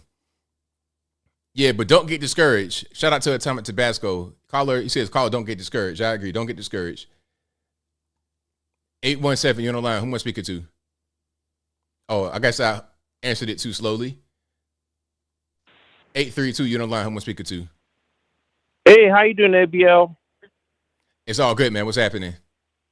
Everything is good. This is Jan from Houston. I want to talk about what happened in Hawaii. I think during the last presidential election, I think the 68% of Hawaii voted for Biden, and now Biden wants to turn around and offer them $700. Do you think they will change their mind in 2024 to vote for Trump? I doubt it. Unfortunately, I mean, they probably should think a little bit differently, but I don't think so, because you got a lot of liberal people on the island. You got a lot of celebrities and whatnot. They're not going to change. It doesn't really matter. It's really unfortunate.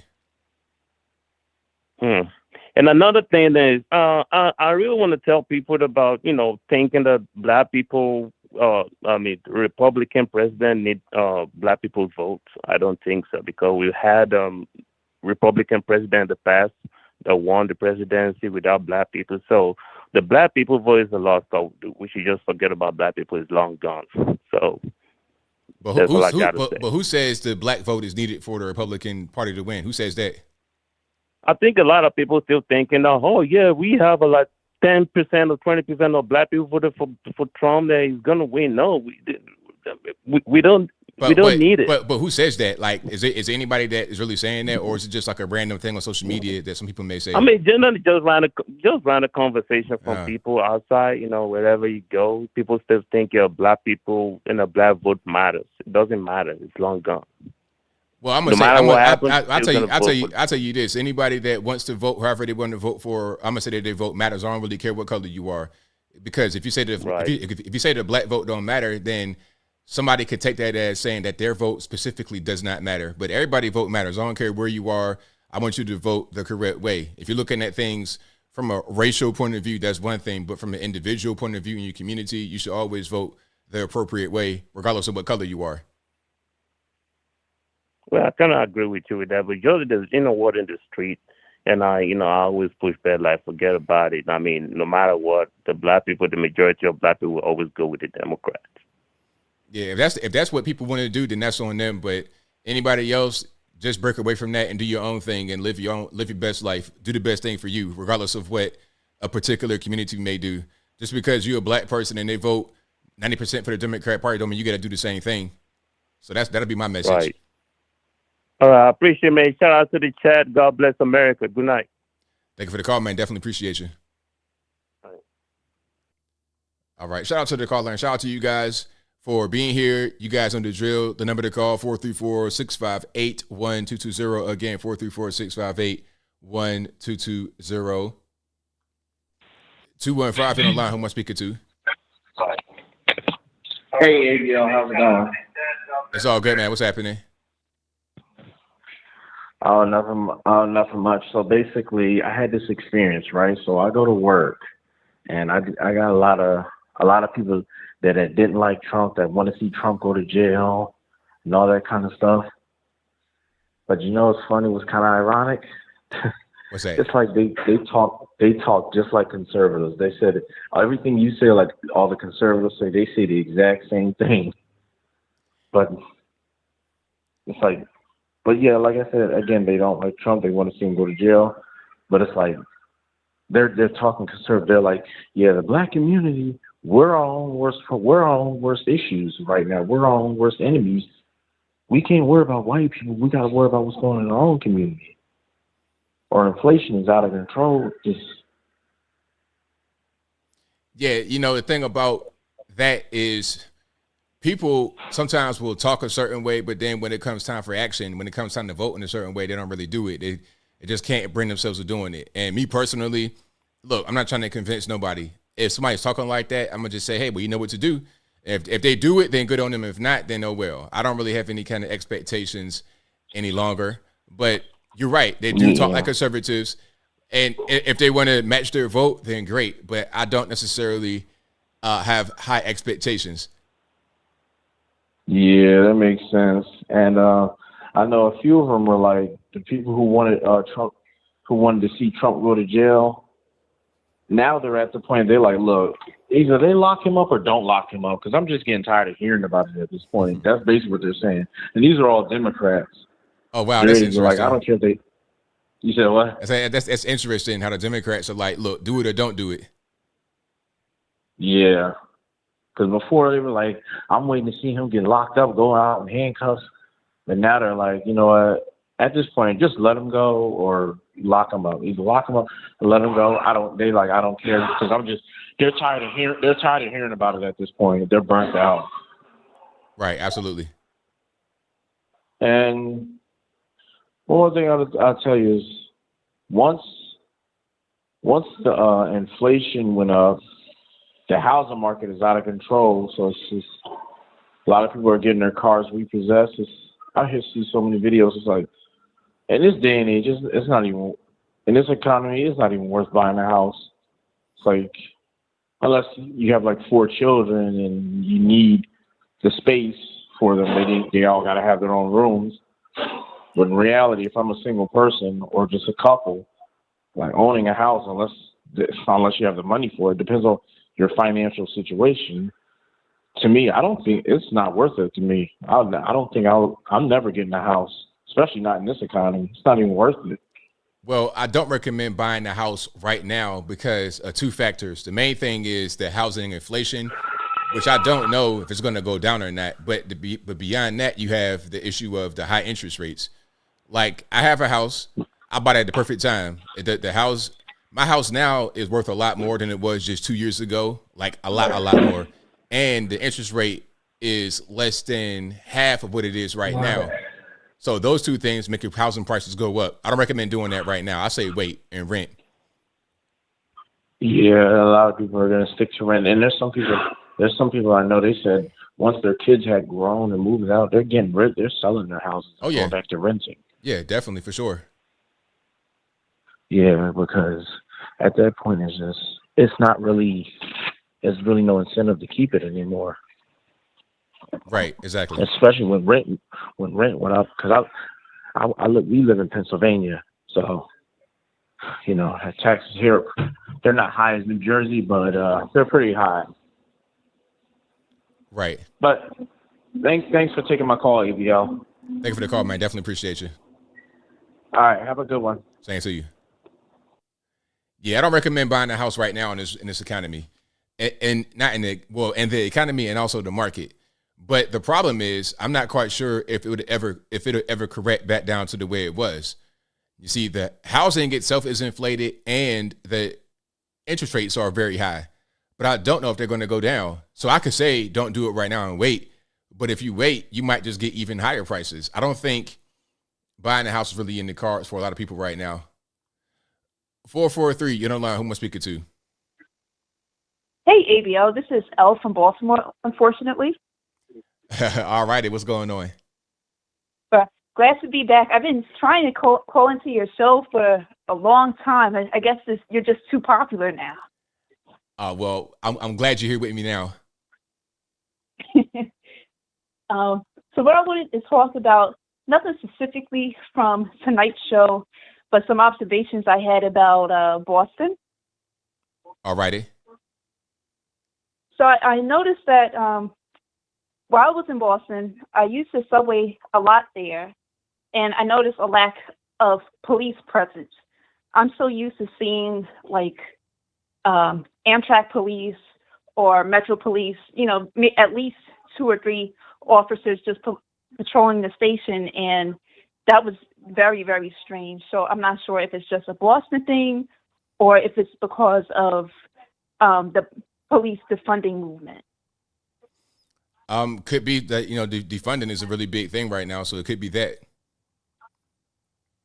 Yeah, and it was unnerving because, it was, the subway was very, very crowded. You have all types of people, figures, or whatever. That was strange. And I also noticed that there were a lot of police booths just filled up with debris, but they did have Metro ambassadors. But what I want to know is, if something goes down, God forbid, what are they going to do? I have no idea. No. They probably just, they might try to call the police or put a phone out and start recording. But if you're getting stabbed to death, you might be on your own. Pretty much, yeah.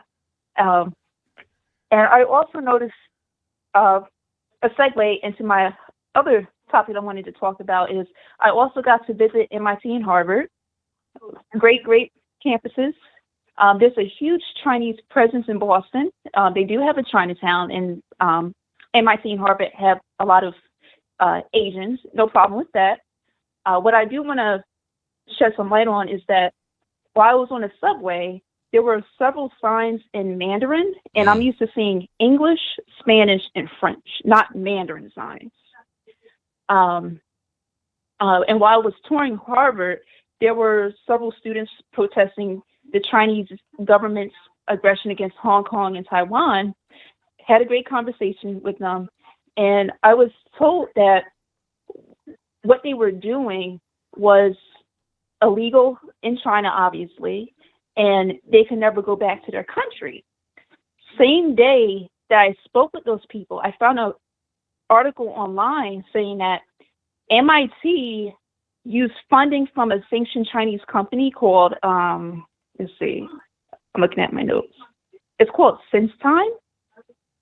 And that company was using MIT to fund research in advanced development of facial recognition tech. Okay. Wow. Interesting. Yeah. And it's the largest Chinese facial recognition company at the moment. And China also gives tons of funding to U.S. universities. Wow. Yeah, and that was something that made me go, Yeah, that it'll definitely do it for sure. Yeah. So, some interesting observations of Boston. Nothing against the people itself or the city, or maybe against the city because of the lack of police funding or whatever. But there you go. Thanks for taking my call, and enjoy your ride to 1 million subs. Thank you for your call. Definitely appreciate you. Mm-hmm. Good night. All right. Shout out to the caller. Great call. You guys are the best audience anywhere on the interwebs. Thank y'all for being here. Let's go. 817, you're on the line. Who am I speaking to? This is Lisa. I actually got in. You got in? Sorry. Yeah, okay. Because I know before, I don't know what happened before, but okay, I just had how people are feeling kind of discouraged a little bit because they keep indicting Trump and they're keep making up stuff out of nowhere. It's just hold, how can I say, hold the line, because just don't give up yet. But I feel if we don't have Trump, I feel if we don't get Trump in 2024, I feel the world just, I don't know. I feel it's about to just go really, really downhill. It might be towards the beginning of the end of America. I don't know. Everybody else has their own views and stuff, and like Vivek, whatever his name is. He was like talking and stuff, but I feel like, you know, like the little polished boy, the little polished politician, like he knows how to lie and sell you what you want to hear. He's full of shit. Excuse my language. No, he's full of crap. Because I feel like when he says things, like he'll track it back. Like he said, he wrote 3 books. I'm so sorry for cussing. I'm so sorry. It's okay. That's up. Am I okay? You're fine. Go ahead. Okay. And so like, but he's cool and stuff. Like there's things about him, but I just feel like he's like just like the polished person will tell you what you want to hear, and then when he gets in office, he's gonna like mess everybody over. And so that's how I feel about that. And it was just like with people, like when they were calling, like saying like stuff like, well, how I don't know, how is that like a black like those liberals and stuff, like they'll say what offends me, like for instance, they'll say like, oh, this is gonna offend you, like this is offensive to black people. How are you gonna say what's offensive to black people if you're not black? Like that don't bother me. That's like I've been dusted it off. It's not, you don't even really bother me. It's like, so the people who say that, they always I'm sorry, I'm nervous. Like they have to group black people into like the gay category, the LGBT. Or it's like, oh, especially the black people. Like please don't even like stay over there. The fact that you even said that, you're probably the one who's probably racist saying that. That's just all I really had to say. Is like I had a whole list of what I really wanted to say to you, but I had a water bubble pop in my room. But yeah, I'm sorry. That's all right. Well, I thank you for the call. I definitely appreciate you. All right. All right. Shout out to the caller. Great call. 773, you know line. Who am I speaking to? Thanks for taking my call, ABL. It's your retired Chicago police officer friend. ABL, first I'd like to say that I also consider you as family. And as family, if you could just co-sign a loan for me, I have a big opportunity, a big investment opportunity in Nigeria that we could both make some money on. So we've got that going for us. And you know what? I'm going to agree with Atomic Tabasco, who said in chat a little while ago that only Trump can stop this foolishness. And I agree with that. Only Trump can stop all this foolishness. But I find it very funny almost and curious that the exact things that the left and the Democrats accuse the right and the Republicans of doing, they're doing themselves. What more can they do to interfere with an election process than take the top candidate, Republican candidate, and indict him and throw a million charges left and right against the guy? I mean, if that's not interfering with our election process, I don't know what is. Because it's not like he went out and shot and killed somebody and killed his wife, and now you got to prosecute him. It doesn't matter that an election is happening. These are crimes that could have been prosecuted years ago, but they do it now during the election in order to circumvent our process. And I really believe that. But also, ABL, and I'd like to get your opinion on this, I believe that they know that Biden is really not a good candidate. He's been exposed by being out in the public eye the way he's been as a president, and as all presidents are in the public eye. Everyone sees that he is incompetent as a president. And I believe, although the Democrats want to stay in power, they see and realize that Biden is not electable. And they want at all costs not to have Trump be able to run, because they rather have any other Republican. If they have to have a Republican president, they rather have anybody other than Trump. And they're trying their darndest to get, to interfere with his ability to run for this year, for president in 2024. And here's my question to you, ABL. I think the first step is to try to indict Trump and try to, stop him that way. But it's obviously blowing up in their face every time they bring more charges on Trump. So here's my question, and also here's kind of my take on it. I don't think when all is said and done, that Biden is going to be their candidate for president. I believe something will happen to Biden. If they have to, they will indict Biden for some of these bribery crimes that are, easily proven in a court of law. It's apparent what he did through his son, and the bribes and everything else, and the money. You could just follow the money and see where the money has gone. And I believe that they know that Biden doesn't have a chance to become president again just by his incompetency. And they would like to run somebody stronger, but if they say that, then it looks like they're not standing behind the Democratic ticket or the way that things are going. And I believe one way or another, whether Biden steps down because of his health or he gets indicted, I believe Kamala Harris may become president for, a short 6 months or whatever it might be, and they might try to run somebody else. I'm not sure about that, of course, but I just don't see Biden being strong enough to beat Trump or to beat really any candidate,